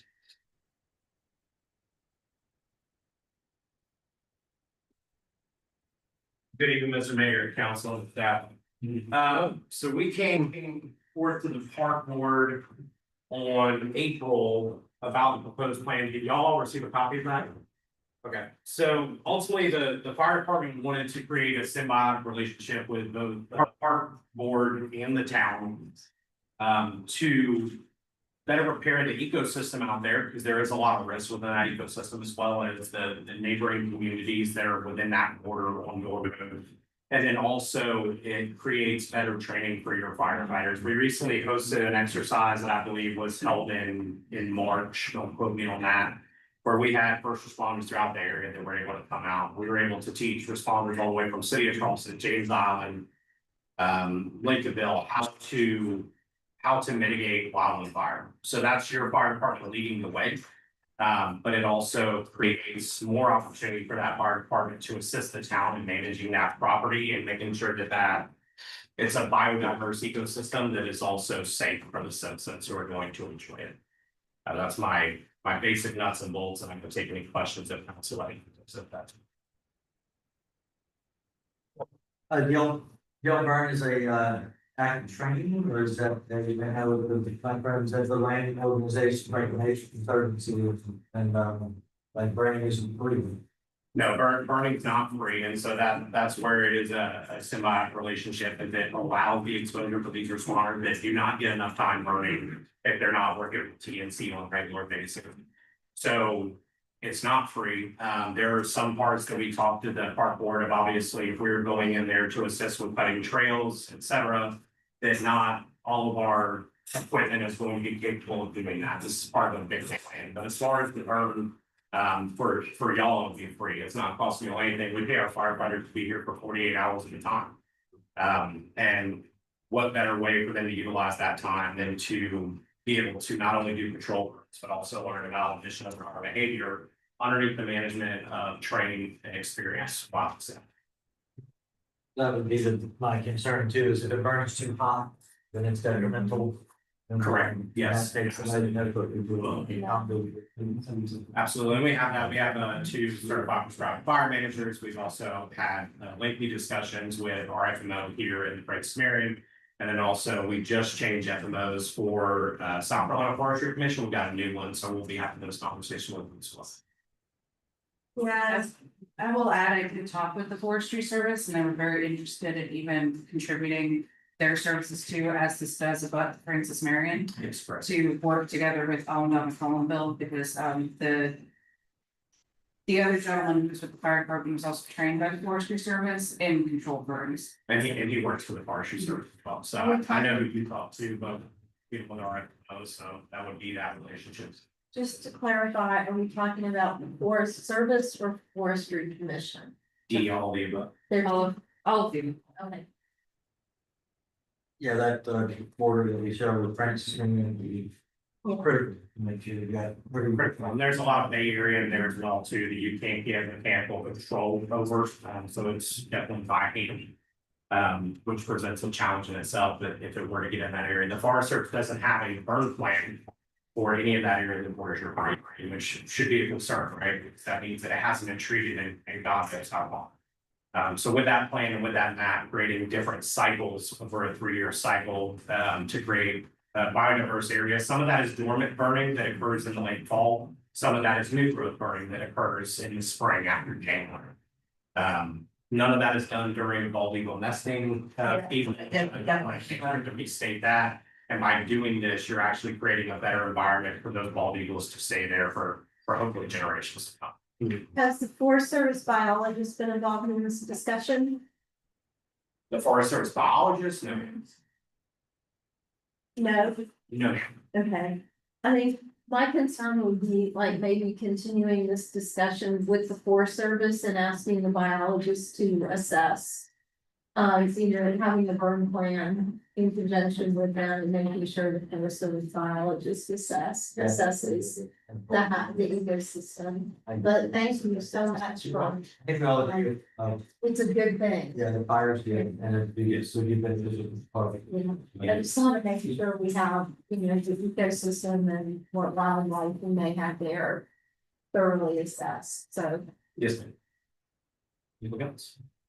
Appreciate your time. Thank you. Have a good night. I just wanted to say that I really could not stop bragging on to acknowledge you guys perfectly executed the ribbon cutting.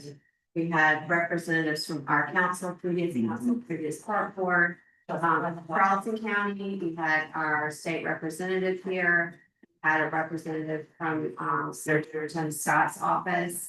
And I just applaud that you were able to get all of those people to care enough to come, and Larry Grabowski could not stop just gushing for like the CDs for this area. And so I can't wait to see what you guys accomplish. Yeah, the rest of the year. Big things are coming. Just so excited for you guys. Yeah. Did the paper cover all of the government and municipal officials that came out, or did they just say the camping was running? I think I just said it was on that one. Yeah, that was great. Really well done. I figured. I would love to see us do a social media post, Catherine, and try to identify. Or press release or something. Yeah, press release. Yeah, I'll write a press release and send it to 2, 4, 5. I don't know if it got picked up or not, and I sent some pictures that were taken. Can you send me that same press release? Yeah, definitely can. All right. Right. You got it? Yeah, I have one more thing, kind of more, just less than 30 seconds. So as a former, just as it pertains to the pool, so, in reference to being a former student at St. James Santee as a kindergarten, and being a camp counselor there, you know, I understand it makes sense to want to move the pool structure to further north, right? That does make sense. I completely get that, but let's not let this pass us by, because as a kindergarten student, as a camp counselor, my uncle, Mary Green's brother, were driving school buses to get us where we needed to go in Mount Pleasant. So whether it be closer to Seaweed, closer to Commonwealth Way, I understand that traffic is inevitable, like Mr. Timmons said, it's coming regardless. 13, 14 people move here a day. So let's not miss this opportunity to get a free pool for the students. We can get them there. So that's just my take on it. Whether it be carpooling situation, buses, we can get them there. Let's not miss this opportunity for the students and the adults on, that's my 2 cents on that. Thank you as always. Thank you, council and mayor. And I'll have a good evening. Thank you. Thank you, guys. Good job.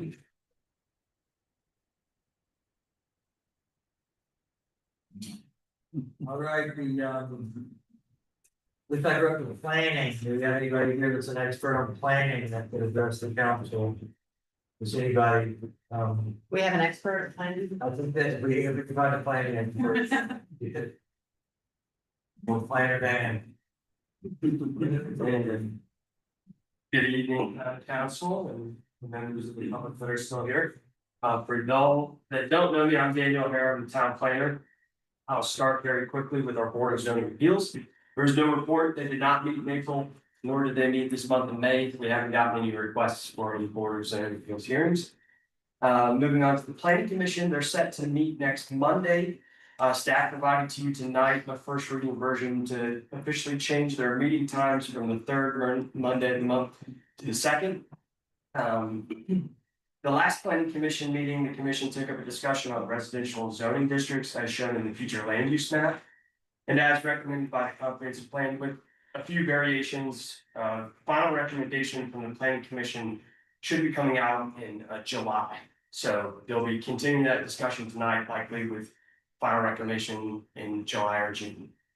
As far as the planning department goes, in April, the builder alerted staff of a potential notice of an alleged violation being put out on property. After staff went out to that property, we realized that that was a fraudulent notice. Just for members of the community and for town council's reference, staff will never go out on our property and post a fine and require payment to town hall. There was a fraudulent fine request put on someone's property. Town staff will always notify individuals before attempting to enter a property or enter private property. Town staff also recommend that individuals in the community do not go on private property without proper approval. Moving forward, the planning department issued 25 zoning permits during April. That's the most we issued so far this year. We've received 81 applications, 59 have been approved, so 25 in the month of April was about half of our permit volume that we've issued this year alone. Aside from our regular activities, I provided a comprehensive review that staff have kind of been working on the past 6 months to overview different activities in the planning department, things that have been approved historically, as we've touched it in different phases, so that was forwarded to town council. I hope to talk about that next month more formally with y'all, go over some of those things that are in that, and it would be ready for the public then. Just this week, Taki and myself participated in a second think tank event with professionals from all over South Carolina, some professors from other areas in legal, from Coast Sea Grant. Really great event to meet a lot of different people, talk about septic tanks, learn a little bit about what other people have been doing, septic management. We have a really good conversation going on here, and so it's nice to talk with those folks. Lastly, there's things in unfinished business from last month and then also from our workshop, going over some second reading ordinances. Those ordinances are 2026-4 tree preservation, 2026-5 water and waste disposal, 2026-06 lighting regulations, and 2026-07 wetland ordinance. Since no actions or votes were taken during the workshop in relation to these ordinances, town council can consider providing or making changes to the ordinances based on discussion that took place. Staff have provided similar information for those 4 ordinances as previously presented and discussed at the workshop for public hearing. And in my staff report, I provided a current status, which are options that town council may take on those each ordinances at second reading. And with that, I yield my time for any questions. It's pretty clear, you get all that right? You? Yep. Anybody got any questions for planner?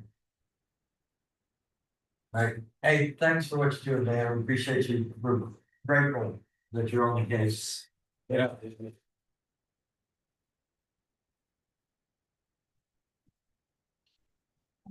All right, that brings us to water.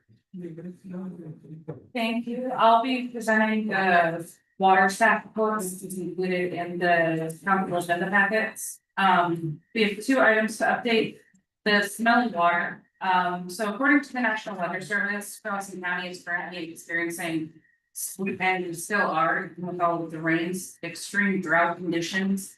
We did include a direct link to the National Drought Monitor, and specifically have highlighted Charleston County. So you can monitor that almost daily from the National Weather Service. During the drought period, we did ask all water customers with irrigation systems to reduce the duration of the frequency of use. And with that is to please irrigate your yard only once a week for a maximum of 1 hour. This will increase the time the water spends in contact with the town's treatment and should improve conditions starting next week. That recommendation came from our water operator, HM Northa, as he has seen significant increased use during our extreme drought conditions, and then noticed a bunch of irrigation systems coming online. We have been logging every single water complaint received from and have been sent to our town's water operator. If it's still smelling, we would like to know, because we have done targeted flushing. We did our initial notification on April 15th, and then our water operator began flushing the entire system starting on April 28th. The first part of that phase was from right here at Town Hall at Plant 1 and went all the way down Pimlico Terrace for that entire side of that system. This week, they did continue flushing coming from here again, going down to Hidden Pond Reserve, which is the bulk of our system. So it will hit everyone on Seavey Road, Ralph Nesbitt, Hidden Pond Reserve, and 15 Mile Landing, and then those on Highway 17. Once the flushing, and as every time that they do flushing, they do see how much chlorine is in our system. That is what we combat the sulfur smell with. And that residual has been 2.0, which is excellent. And We will be proposing a drought response for the town. Staff has been working diligently, and by staff that has been run by Croft, a water consultant. He went to a drought response seminar, and got a draft state plan that he's been working through and has been, asking questions from the state and Rural Water Association on different ways to have that formal drought response, and that should be coming to the town council in June. Any other questions related to small water? And then, Everybody understands about the water smells, right? The obvious. The 28 years ago, when I was at Allendale, a little more now. There was no recourse for smelling water. The water just smelled like that, and it wasn't a thing, right? You know, you've been here since you rode with dirt, right? And you know. 70 years, it still stinks. Yeah. And then, and like you check, you bathe and return my wife's silver jewelry brass. Brass. Right? Mhm. And we drank it because we were thirsty. And we wanted it, but we didn't have it because it was the way the water tastes like at home. Now, and I hear that this water smells sulfur when there's drought, when it gets overused and, you know, unwisely used, probably wastefully used.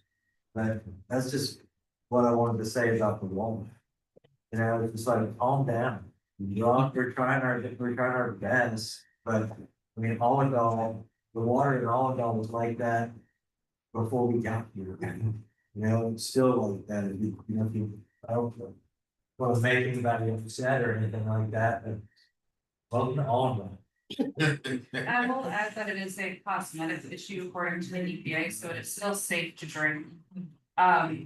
So our water operator has been monitoring it consistently with ensuring that we are meeting all of the state regulations and guidelines. Not to say that we're not trying to just say that it is what it is, council is actively trying to fix the issue. Yeah, I don't think it'll like undermine the work that's being done to fight the problem. And I understand it's a problem, but with some clarity, like, it's like we're doing our best. It's the way the water smells like and all that. It's not unsafe. And some people like these things. Nobody said. I might comment, right, it is what Allendale water is. But- It could be good for you. Well, yeah, the presidents have gone to White Sulphur Springs to be able to bathe in it. But we have to educate, especially we have all these new residents coming to town.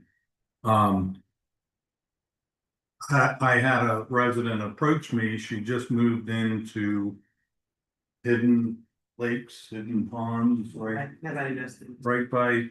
And she said jokingly, what's up with the water? And I said, you know, you need to buy a system. I said, did your salesperson that you dealt with tell you that? And she said, no. I think we need to put these sales agents on notice that, listen, this is how Allendale water is. You have been put on notice. You need to tell your people that. I have a client that bought a new construction home. And the builder put a system in the house. That's the way the house came. And you know, these builders, they need to tell these people. Right, I totally agree. You can understand people's frustration when they're coming for water, they expect it to be. They expect the Sony. Fiji. It would help if it had been this built as it was designed, and they transports the problem. Yeah, well, It got it built the way it was supposed to. And why was that, Kent? Do you remember? We've Yeah. talked about it a lot. Town ran out and That's right. So we weren't able to execute the whole plan. Good. All right, so that we're gonna be here till tomorrow anyway. I'll tell you about everything. All right, what's next on this? The last update for the water department is. The South Carolina Rural Water Association will be coming in June with their formal report on the proposed rate study for the council. to discuss. So they've been working on it and they will have that full report and we'll have our representative Brandon Abernathy here at the council meeting present that to us. All right, very good. That brings us to housing. I don't have a formal housing report ready for the council meeting tonight. All right, so we'll go right to town administrator report. I'll start with the unfinished business items, so the update on the ADA ramp, so the county contractor is working with Charleston County Inspection Services to pass the final inspection.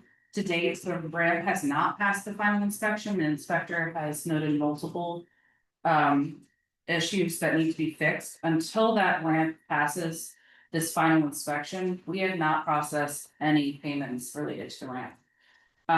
We have requested a full copy of that inspection report. As soon as you receive it, I'll update the council and share that with everyone.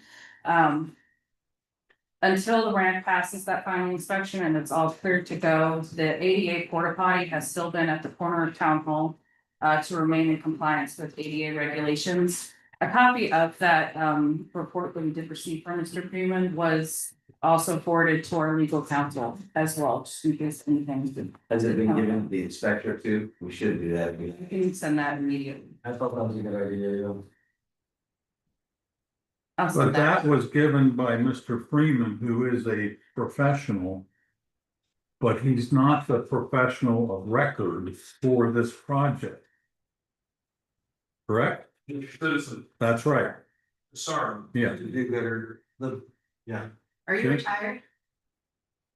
My wife wants me to, but I'm doing it. Yeah. Still active. So we gotta block that ramp off, we gotta make sure that things like flagging in front of it needs to be absolutely blocked for access, and it hasn't been. That needs to be. But it sounds to me like it doesn't matter if the county inspector comes in and passes, then it passes inspection, like it's. I don't. No, say it because I wish I could get. Don't those rely reports. on the inspector. No, the inspector didn't design the ramp. I'm sorry. The inspector didn't design the ramp. He's following up on the engineer of record. If I build a house in Charleston County. Charleston County requires a set of house plans. They also require an engineered set of structurals. And those engineered structurals are sealed by an engineer. Now that person that put his seal on there has put his license and livelihood at stake. He is saying, yes, what I've designed here meets the requirement. Yeah, here, now, what he can't say is. What ends up being built is per my plans. That's the inspector's job. But there's no. In this case, there's no plans. Right. Right, we hired a contractor. We're gonna move on. I can't be here tomorrow. What you Okay. got? Just one brief question, how can they issue a permit with no plans? Good question. Great question. That's the question. So we have a valid permit, Yes, but we have no plans. I haven't seen any plans. Are we certain that's even a valid permit? Well, that's a good question too. The individual that built this ramp, did he have the specs on? We told when the ramp was. When we were building the ramp, that it needed to meet all ADA regulations and it needed to have 3 foot of clearance away from the electrical. Which it does, it is 37 inches away. But the slope is not right. What's the slope? What's the slope on it? It's about 12% and it should be no more than 8, I believe. What's the ratio, like rise over room? It doesn't really matter. That right. So the ramp's broken, it needs to be fixed, let's make it off limits until we get it right. All right, let's move on. We are close to completing this, the 2024 audit, which ends on June 30th, 2024. We were trying to locate some final invoices that the auditors were sampling. We are still determining where those records may be stored in various staffing changes. I would like to say a huge thank you to Mayor Curley and Carolyn Gray, our administrative assistants. for their assistance in finding these items. Carolyn has been going through, and Mary Crowley have been going through the files and also contacting other, vendors for those invoices. We should expect an audit presentation at the June town council meeting. Brief update on the upcoming boards and commissions vacancies that I stated last month. Their following terms are up in July of 2026. The Municipal Park Foundation Board has 3 seats and the Board of Zoning Appeals has 3 seats. They'll be advertised. I thought I was gonna get them advertised yesterday on May 6th. That is incorrect to my staff report. They'll be advertised on May 8th. The reason why the delay of the advertising is related to the vacancies on the planning commission. Staff has been working with the town attorney to confirm these vacancies. There were some questions from town council.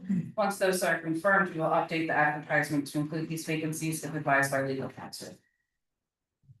The consideration on to approve the proposed agreement with CCNI Services. This is a potential action item for the council to take up if you so choose. CCNI Services met with the council during the February town council retreat to discuss the building inspection and code enforcement service. The council discussed this further during the budget retreat on March 30th. A copy of that agreement was sent to our legal counsel and has been reviewed, and it's been provided to the members of council as a supplement to the agenda packet. We recommend that you guys approve the agreement with CCNI Services as presented. Note that the code enforcement services will not go into effect until the following occurs. Updated code enforcement permissions are adopted into the town code of ordinances, set up court procedures through one of the following, either maintaining a mutual governmental agreement with Charleston County Magistrate Court to serve as the town's court and the clerk of court or you can appoint a municipal judge and a clerk of court for the town to conduct its own court. And then after that, you would swear in each of these individuals as a code enforcement officer by resolution, once these procedures are in place. So is this the point where we ask for a motion to approve the proposed agreement from CCNI Services? Yes, if the council decides. Motion to approve. Do I hear a second? Second. All right, let's discuss the consideration to approve the proposed agreement with CCNI Services LLC. I think we should do it. I like what they do for us. I think it actually also protects the income of the town. I think it's necessary. What do y'all think? I don't support the code enforcement aspect. I hear that too. Like, it doesn't sound like that kicks in unless we get real diligent Well, about it. our current code already is written that the mayor is supposed to negotiate with the magistrate for services, those types of services for the town. It's already in there. So we don't have to tap into that. I think I'm kind of on the opposite end. I think the code enforcement is like the reason we need them. What else are we talking about? And again, because of the timely arrival packets, I'm not at this, it was proposed agreement, but. I mean, that was the biggest concern, I think, because you don't have anyone who can afford, and apparently we have people packing up their own enforcement notices. Not funny. Stop doing that. Stop doing Well, I that. think it's illegal. I think that's like got legal penalties to it, like jail and stuff, if you impersonate. Yeah, uh, not to get us off track, but that, I mean, I think the. So I think we can vote this thing in and then visit the enforcement part later. It sounds like Kent's done. Yeah. Anybody else comment on CCNI? You like this fight? I love it. All right, further discussion. Hearing none, I'll call the vote. Everybody in favor of the approval of the proposed agreement with CCNI Services LLC, say aye. Aye. All opposed, say no. I'm staying with this one because I'm not entirely sure what we're voting on. Okay, well, good. All right, so it passes, with one abstain and one no vote. All right, so new business, Yes, I'll bring through these, because these are just more of like status updates. Feel free to interrupt me, I'm just gonna try to breeze through these as quickly as possible. So the utilities manager position as of May 6th, staff has received 26 applications for the utilities manager position. We reached out to 4. Yeah, we posted it on Indeed as well and received a lot more applicants as well. We reached out to 4 of those potential candidates for the first round interviews, and we've scheduled them through Tuesday, May 12th through Thursday, May 14th. We'll update the council when the interviews have concluded and make a recommendation at the June town council meeting. Can we get those, I'd love it if you guys could sit in on those, like, if we knew exactly when they were. And we just have to be available, or if we need to schedule that, I'd love to get some insight into these candidates. Can we get that information of like, instead of the broad range of dates, can we get the time, the resume for each one of the interviews? I would say that if it's gonna be sent to all members of council, we would run into a quorum of, we would have to post it as a advertised meeting. First come, first served, only 3 of you can be there. Right. Is it permissible for you just to let us know who is going to be interviewed? Yes, I can let the council know who is going to be interviewed. Please do. Yeah, I'd like to know, like, I think that, first dibs should go to Mr. Crowley with his board position. And, I'd like to be there if I could, just to see. We just make an hour, and then we'll make it before, somebody, if you know, I want to get there, you night before we gotta leave. I'll be happy to allow you to attend those interviews. Yeah. I'm there for moral support. I keep you covered. There in spirit. Here, right. So an update on the town hall park, courtesy of Berkeley Electric. In early April, Berkeley Electric or BEC conducted a site visit at the town hall park with the playground vendor. Based on that visit, they prepared the attached playground proposal that's included in your packet. The colors aren't final, they'll match the rest of the equipment that's currently at the park. Note that the proposal was custom designed and built for the location. BEC did this to maximize the project's budget. Additionally, the design is an updated version of what currently is at the park, and that is the wooden structure that's currently set in the middle. BEC is planning a workday on the morning of Wednesday, May 20th. So the scope of the work to be completed will be that BEC will demo the centerpiece of the equipment currently in place.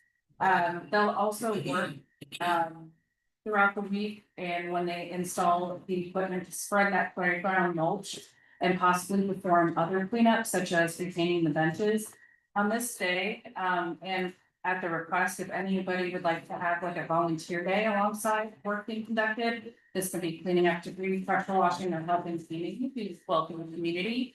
And we'll post those times when I get, as we get closer to that date. Going forward, can we refer to this as the playground renovations? Cause I feel like park renovations is a little misleading. Yes. That just because we have so many conversations with the park, we can just change this on the agenda and the minutes as a playground renovation. We can. The playground equipment will be, the lead time for that is 6 to 10 weeks, with the installation scheduled for the week of Memorial Day. As the equipment ships, they'll notify the town. BEC would also like to have a community event, and the playground is open to celebrate the completed project. I'd love to celebrate the project, I perhaps I haven't seen, is there some kind of description scope of what's going on, are they gonna? So apparently gonna spray mulch and then, pre-designed, piece of playground equipment to be custom built. And am I missing the full scope of it, are they gonna, like that picture shows green grass, are they laying grass? Or are they removing, these out of these planks on the fence line or? They are removing the bushes along the fence line. They will be spreading mulch, and they'll do to ensure that it's safer to like kind of add stuff to the park. Kind of as soon as they install the equipment, they'll make it look really nice as well. Right. Thank you again to BC. Yeah, and then those those borders that are broken in some places that, like if you were to run and trip over them, they're like, are they fixing those? They're fixing, so like again, when they're fixing that, some of this is just like the bigger scope, but that'll be part of like that volunteer day too alongside when all the foremen. With volunteer day. Wednesday, May 20th. And so, and then, yeah, my whole thing with it is I don't, like, that park has been sort of an issue with me since December. And trying to get it back open and then fiddling with it a little bit, and trying to put the gate back on, make sure the road climb thing is repassed and then the wood and all that. And just to like, I would love to have taken part in the process of the visioning of the park. And with all of the process and the necessary situation with municipal government that requires so much attention and so much process for this just to be, hey, DEC said they're gonna do the park, great. And then it's just like, no process was startling to me. I thought that there was gonna be some kind of back and forth and some kind of relationship development and some kind of input from the leadership of the town. That is not what happened, right? And there was never any opportunity for that. And I'm grateful to DEC, but I'm a little startled that we weren't involved in the visioning of our playground. And that's my take on it. And you've never seen anything municipal happen without a bunch of input. Can you speak to that, Catherine? Did they tell you what the process is? When you had the phone call with them in April? They were just stating that they had the custom built equipment, so the equipment was already ordered by the time that I had to meet with them in April. And again, the equipment that they purchased was based on their site visit in early April when they were here. And they decided that with the budget and to do the best amount of work for the park, that the custom built design was the best suit. You got a time on that May 20th? I do not, but I can provide that as soon as I get that. That's. Again, I don't want to look a gift horse in the mouth, but like, we could have had a playground, piece of playground equipment that looked like a boat or something wonderful, or it could have been a lot of different things we had input mode. Something, but it certainly what's out there needs to be torn down all the way, and it looks like the new piece is gonna be better than the things. Maybe I'll just have to focus on things down deep. As more effective now. We've spent all of the funds for ARPA, so we've completed and closed out that project. The HVAC has been paid in full. And all the funds have been spent before the expiration of December 31st, 2026. And we've completed their reporting as well.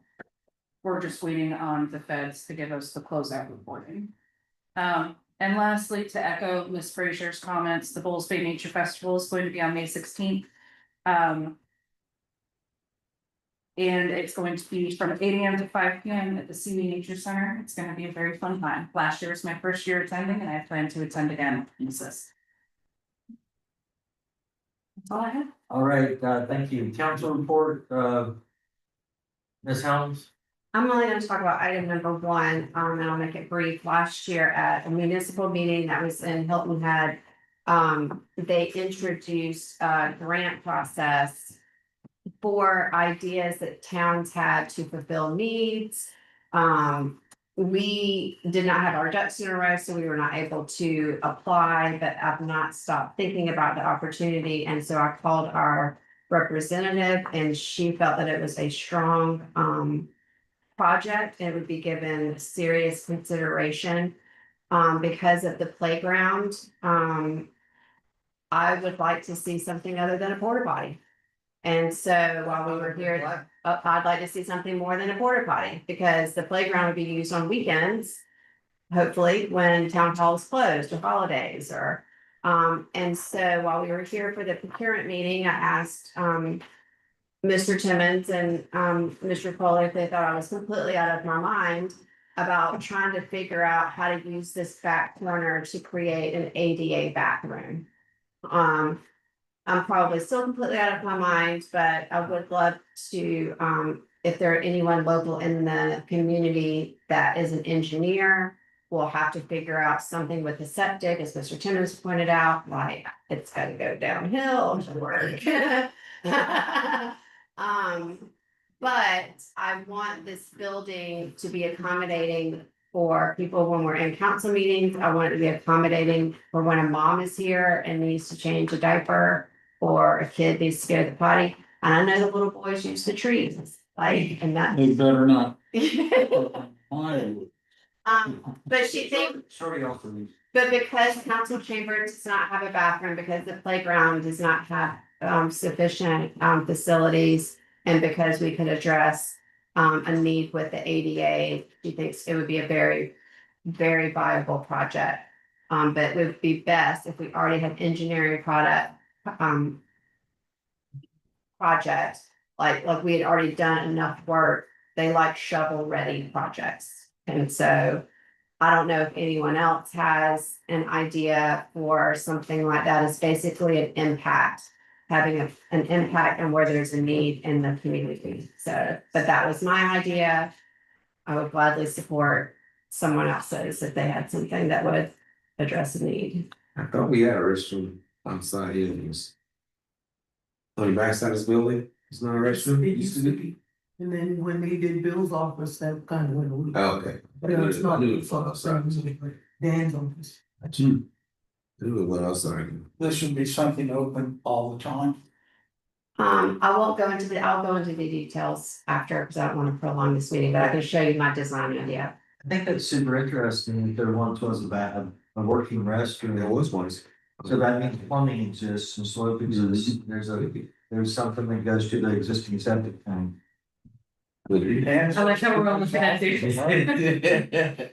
We can call our friends at DES. I knew it was going outside. Dan says, leave this office alone. But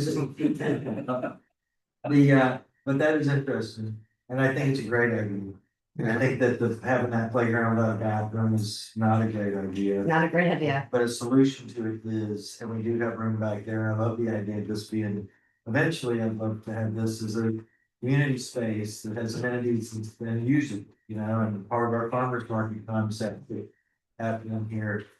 And this building over here, I'd love for it to be more wide open and have access for resources for the community. But I think I'm pro the bathroom, maybe. Me too, I'm pro all bathrooms. Yeah, I think so. Like, we need bathrooms, we need them in the park. They have shit, the county needs to make their basketball. Yeah. You know, that's the county, and they have more money than anybody. You know, anyway, pro bathroom idea. I don't know if Mr. Brown knows somebody that designs bathrooms or how we get it shovel ready, so to speak. Well, this would be a great time for the community, if y'all know someone who's engineered or could lead us in that direction. We need direction. Trevor Pinkney, before you go, thank you for being here. Thank you. We appreciate your blessing. Thank you. Young man. I'll see you. I swore it was. All right, let's keep going with that. That's all I have. And mayor's report, I'll try to be quick too, but I don't wanna be too quick because, but I will be. I'd like to have a festival, I'd like to have it in the fall, I'd like for it to be something that the county, not the county, but the council supports. And I don't want it to be anything that, loses money. I'm happy for it to just break even as a fundraiser. I'd like to do it, the first week of November, I think November 7th would work. And I plan on between now and the June meeting, want to go out and sort of talk to the community and involve them from square one and see what the community would like for a fall festival that, just, falls the month of Thanksgiving and do a big gratitude festival. I've had some ideas and I've talked to some planners and some people like Eddie White, who's I think is a magician as far as putting stuff on. I was thinking of involving local churches and having the gospel aspect and some sort of like, I don't know if y'all remember that Taste of All that happened that was so to get all the artisans and all the people and really show off our community and but it will take total community buy-in. And if that isn't where we are as a town, even though we live so close together, but so far apart, I would then maybe not. But so I would like to come with some results on that research in June.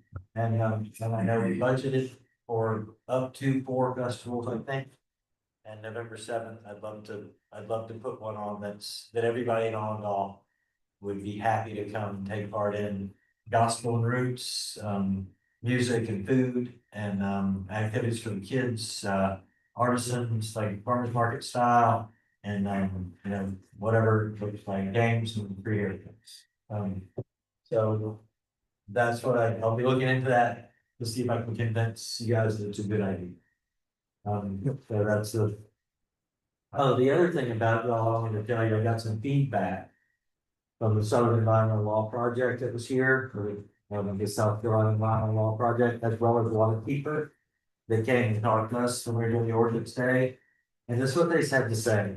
They said it was so refreshing to be in the room where there's not a lot of fighting and bickering going on. They said everybody on your council just wants what's best for the town. And I was like, that's correct. And it felt really good to have that report from people that go to places like this and try to advise municipal town officials. And so, and I was like, yeah, that's right, it's a service. All right, on to unfinished business. What about Right. purchases? Purchases, no, we're gonna skip that. But, all right, update of this purchases committee, we went, sorry, I probably done, bids and purchases, that's where we talked about the vehicles for the town. And we agreed that we were going to, get them around and take them to CarMax and turn them in and exchange them for capital. And I was gonna follow them and give them a ride back, but by no means was I gonna touch any checks. And that's why Dan and Ron have to do it, because apparently I can't touch any checks, they come for the weekends. Then we're gonna take that money and spend it on, a truck that, with a quad cab, like a crew cab truck with four-wheel drive and towing capacity. They can carry the people, pull trailers and, have dirty shovels and meters and stuff in the back, graduation one. I don't know when that's scheduled to happen, but that's what we don't. Anybody have anything to add to that? Well, if there's Thursday, ask now. So you take the car there and they'll give you the money, I've done that before. Are we gonna, purchase the alternative vehicle from them as well, or? We're gonna reconvene in another meeting to decide, Okay. because apparently there are some programs that municipal governments can take advantage of with dealerships. Okay, sounds good. Let me just see. The first few vehicles we purchased, when that purchase through some kind of alternative funding or something like that, ARPA money. right? So it's okay that we sell that vehicle and not have to pay it, you know, you see what I'm saying? And they might come back to you when I have to. The funds were already spent and expended and then reported to the federal government, under the $10 million threshold for ARPA funds at the very beginning. You can use those funds for anything. Right. We spent those back in 2023. Or 2024, so it's been about 2 years since we've had it. In the federal government's fund, we've already spent those funds. I don't think that there would be a problem with that. We're saying this, we're looking out, we're gonna spend on our federal funds, probably have some very bad. Maybe we should ask the lawyer. It was voted on by the council to sell those both vehicles. They buy another Yes. $80,000 truck. This is stated to purchase another vehicle, potentially a. Yeah, Ford, Ford. yeah, like 4x4, like a Chevy Silverado. That's 80,000. Yeah, about $80,000. I'm just gonna. Are you saying $80,000? A new truck? Not a new truck. Okay. We discussed taking, letting somebody else take that and giving it to something with maybe 30 or 40,000 miles on All right, got you. it. But American made, Of course. I think Chevy or something. Dodge. Yeah, I like that. Yeah. And you just. All right. All right,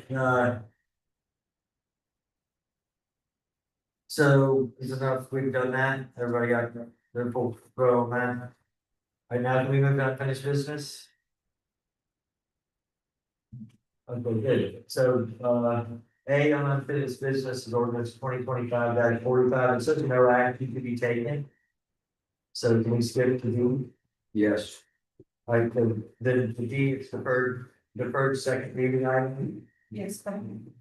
I like to make motion that we defer items A, B, C, D, and E. Until the next council. And Can I make one point on C real quick? Sure. So y'all are voting on a separate septic ordinance tonight. I think y'all, if y'all are gonna do that and like the new ordinance that's been proposed for this meeting under new business, I would vote C that and kill that one and not leave it in old business, because otherwise you're gonna have two septic ordinances floating around and like, so waiting for second reading. Thank you. I would say that much. Yeah, I'm confused why we wouldn't go ahead and just do the readings. You know, we're already good. I'm not voting for them, but I didn't listen to today, I've got that suggest and all that stuff. Well, this is. ordinances 2026 2605 and 2026-06 and 2026-07 were all of the ones that the town council had a workshop on April 28th. And they have been before the planning commission, and they have been for first reading back in February. We didn't even get around to the dark sky ordinance. So I'll make a motion that we, refer items A, B, D, and E until, our next council meeting. And that we, deny C. Ordinance 2026-05. We have a motion, do we hear a second? Yeah, because I just want to get to the discussion because I'm still confused. Why we would not have a read at least a. But do we have a second? Yes, yeah, Okay, great. great, yeah, so let's discuss. I'm still confused why we wouldn't. This is under unfinished business. It's not under second reading or first reading, Catherine. So can you please clarify? Because it got deferred at the last meeting for the workshop, so we weren't sure basically. For unfinished business, is everything that has gotten deferred, so we put in parentheses what had happened related to it, so it was deferred at second reading. And so, but it has had a first read, all of these have had a first reading, and we had the workshop to work through any of our questions. Yes, and we also had a public hearing, and they've all been through the planning commission. So really, these are for second reading, second and final reading. Yes. They can, Even though they're not under second reading. correct, they can be taken off of unfinished business and have a final second reading. And you're saying you want to defer the second reading completely tonight? Correct, for A, B, D, and E, and deny C. I will note for A that the pending legal review, the applicant for 2025-05 has still not met with Dan and legal counsel. This is one we're gonna talk about in executive Yes. session now. Yes.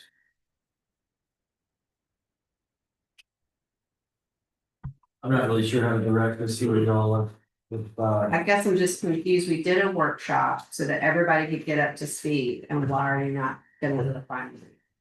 Because nobody made motions to amend anything that came from first reading. So the thing that would be in front of us right now, help me out, fellas, is whatever was adopted with first reading, we would give it a second reading, it would be ratified now, and all that work was wasted time. So, but we were at a workshop, so we wouldn't have been able to make motions for amendments anyway, because we're not supposed to take votes at that workshop, correct? Correct, and the council also has before them two versions of it, the first reading one, or the council could take up the planning commission version as well for their recommendations. Or it could be further amended as we see fit. Correct, but I just wanted to clarify that there are multiple versions of the ordinances, not just first reading. This was a Kent's suggestion, actually, it's a good one to put all unfinished business, so anything that's deferred. In the legal review, or y'all just need more time to digest it, that's what all of sort of these ordinances are. And so you want to defer these to another special meeting or? Well, the motion was for the next regular scheduled council meeting. We got a lot of work still ahead of us, on a variety of fronts, but I think, you know, it will involve some special meetings. And a meeting like this, I would prefer not to sit through a 20 item agenda on council meeting, maybe we need to have 2 meetings a month. Yeah, Well, that's what I'm saying, should we go ahead and consider another special meeting, because this is only gonna add to whatever's coming in June, which I believe is also gonna be our budget vote. And voting boards and commissions, like that's gonna be a long meeting too, so I guess my only concern is we're kicking the can down the road. And we're making another long meeting. The June meeting will be the second meeting of the budget, you have first reading tonight. Right, but we'll also have boards and commissions we gotta vote on and whatever else comes up between now and then, so. I'm not against us deferring this tonight, I'm just not sure that June is the best option, because it's just gonna be. Well, the solution there would be to amend the motion and take days for a special meeting. That's what I was thinking too, yeah, and I mean, there's gotta be some kind of way to not have an agenda that's 2 days long. You know, and I guess if a special meeting is what it takes to get sort of caught up with the work. Then I agree that deferring these to the June meeting is just gonna make the June meeting long like this. Please, somebody make a motion, pick a date, let's keep moving. Monday the 18th. So the motion is that we find a meeting date for a special meeting to address these deferred ordinances. There's one that's been suggested, Monday, May 18th. Monday, May 18th. I'll second it. Any discussion? What time? I'm not available until probably 1:30 is soon. I'm sorry, can you say the date again, May please? 18th.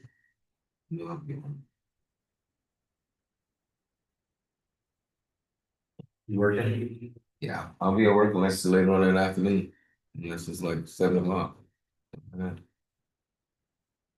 So can we get a quorum? I can be here, but it can't be till 1:30 or something, like right before we gotta go. Do the school pickup. I mean, I can get it later. 1:30 always works for you, right? I'm retired, I'm retired. What, can you see a Unless schedule I'm- on, Unless I'm sick, I'm too hungover, I can be here. like, even, Emily just got, Grace, does that day work for you? Does. Paul? Yep. All right, let's pick 1:30 on Monday, May 18th for a special Captain, you'll see meeting. that a meeting invite for us. I'm cool.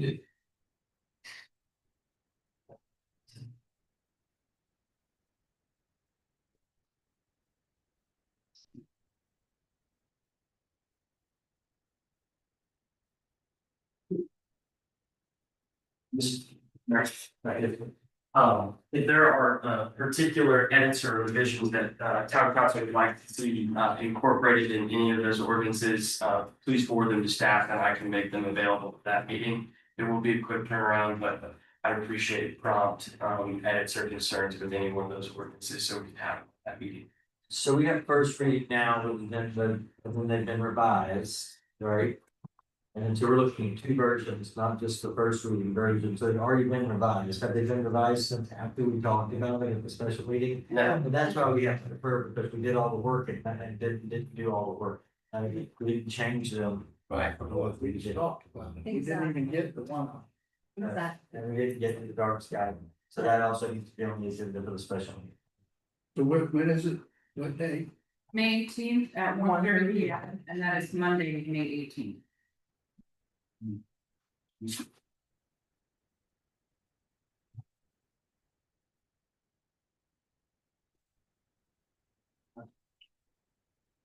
One P.M. On 31. 1:30. Gonna give you a number. And so can we defer, can we move everything on this page? We need to vote on these annexations and the resolution of them for you. So F and G. Well, there's been a amendment to the main motion we need to vote on. Yeah. Can I call a point of clarification? Right now, there's a motion on the floor to have a special meeting on Monday, May 18th at 1:30 p.m. This is for ordinances. Who pulls the motion and who I seconded? think it was Ken's original motion. No, Randy proposed the amendment, I Yeah. seconded it. So he did the original motion and Grace did the amendment, I mean, did the second. I amended it for the date and he seconded. So the original motion was to defer A, B, D, and D. Her amendment is to defer it till the special meeting. Yes. And deny C. Yeah, and I see, sorry. And so we need to vote on the amendment and then the entire motion. So you have to call for the vote now. Is all the discussion, yeah, all the discussion is finished? All right, let's, everybody in favor of the amendment to the original? Aye. Everybody opposed? All right, carried unanimously, and then can we discuss any discussion on the motion, amended motion? Not just All vote. right, all in favor? Aye. Opposed? All right. So that leaves us to deal with C, F, and G, is that correct? Just that.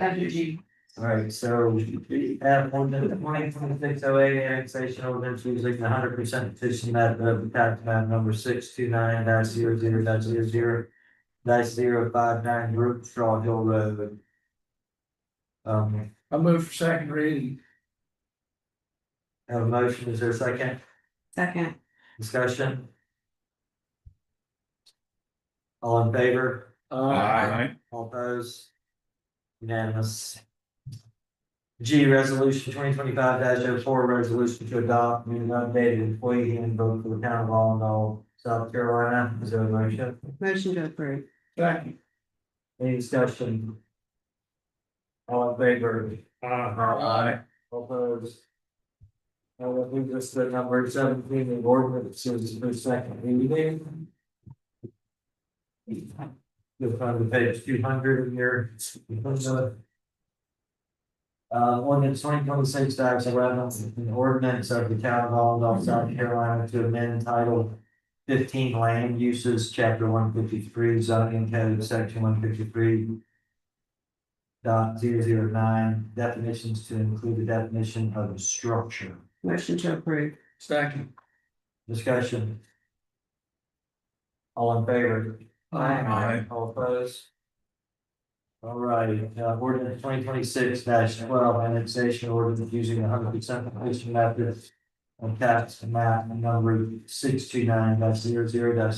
629-00-00-266. Parentheses 1325 Cedar Plantation Lane. Motion to approve. Second. All in favor? Or no, wait, discussion. All in favor? Aye. All opposed? All right, motion carries unanimous. First reading, ordinance 2026-14, an ordinance to repeal. Oh, wait, what about come about way? Yeah, I missed that, sorry. Yeah, thanks for. That is the one. That's the one he's reading. I thought it skipped down. You did see it. I did.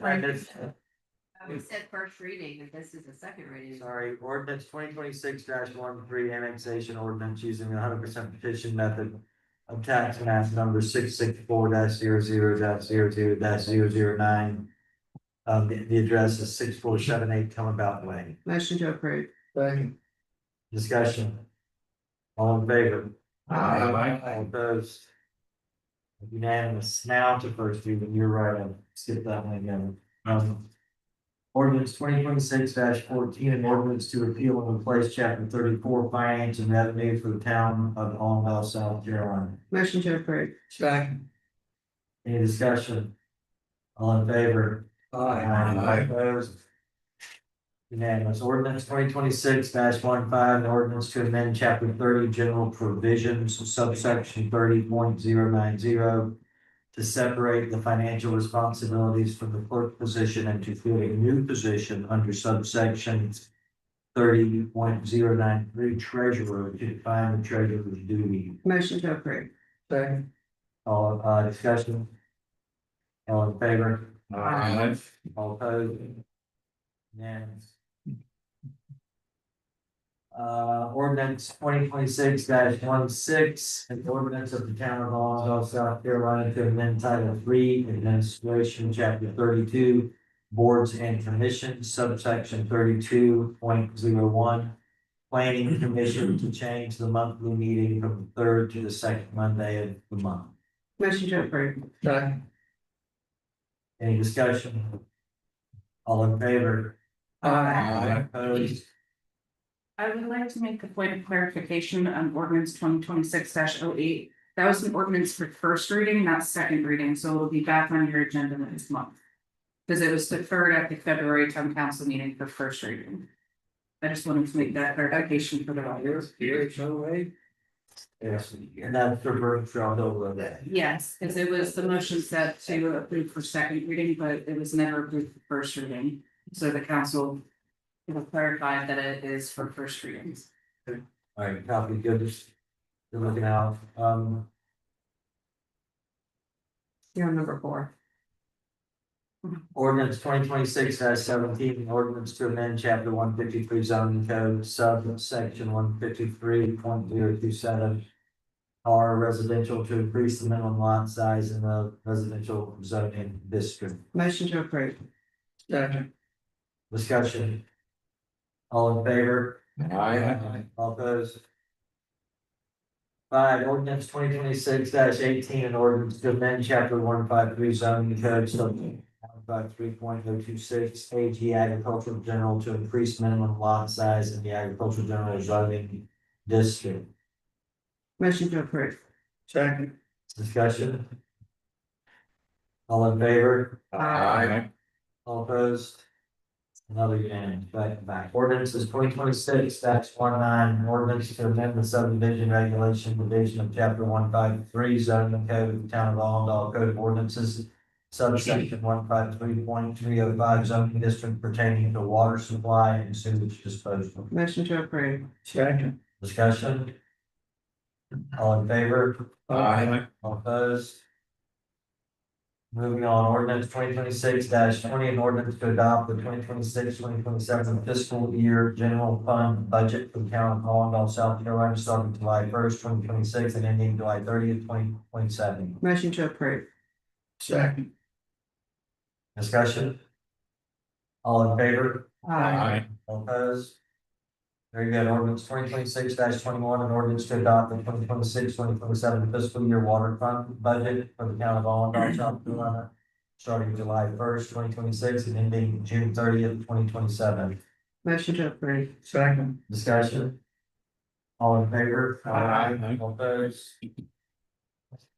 Number 9, ordinance 2026-22, an ordinance of the town of Allendale, South Carolina, to amend title 15 land use chapter 153 zoning code, collective development division of the code of the town of Allendale, South Carolina, by amending section 153.045 and repealing section 153.046 through 153.050 thereto, and repealing any and all references to plan development within chapter 153 zoning code.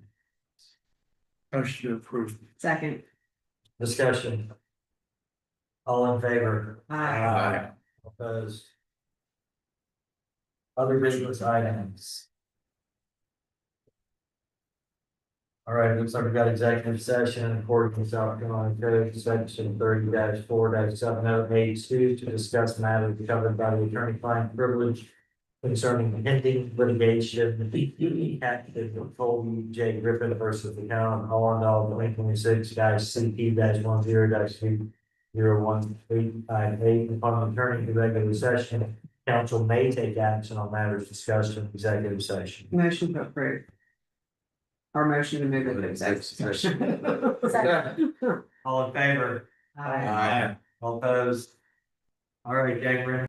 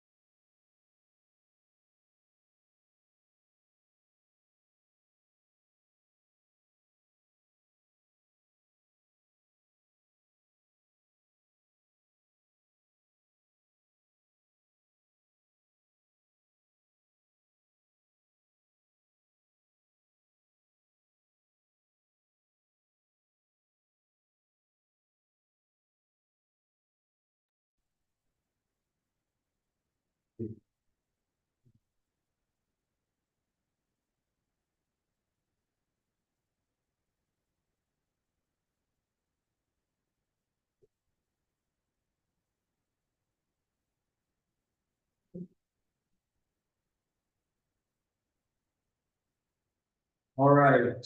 Thanks for coming back in, they, entertain motion to, come out of executive session. So moved. Second. Discussion. All in favor? I will note that there were no motions, notes, or decisions taken during an executive session. Entertain motion to adjourn. So moved. Second. Any discussion? All in favor?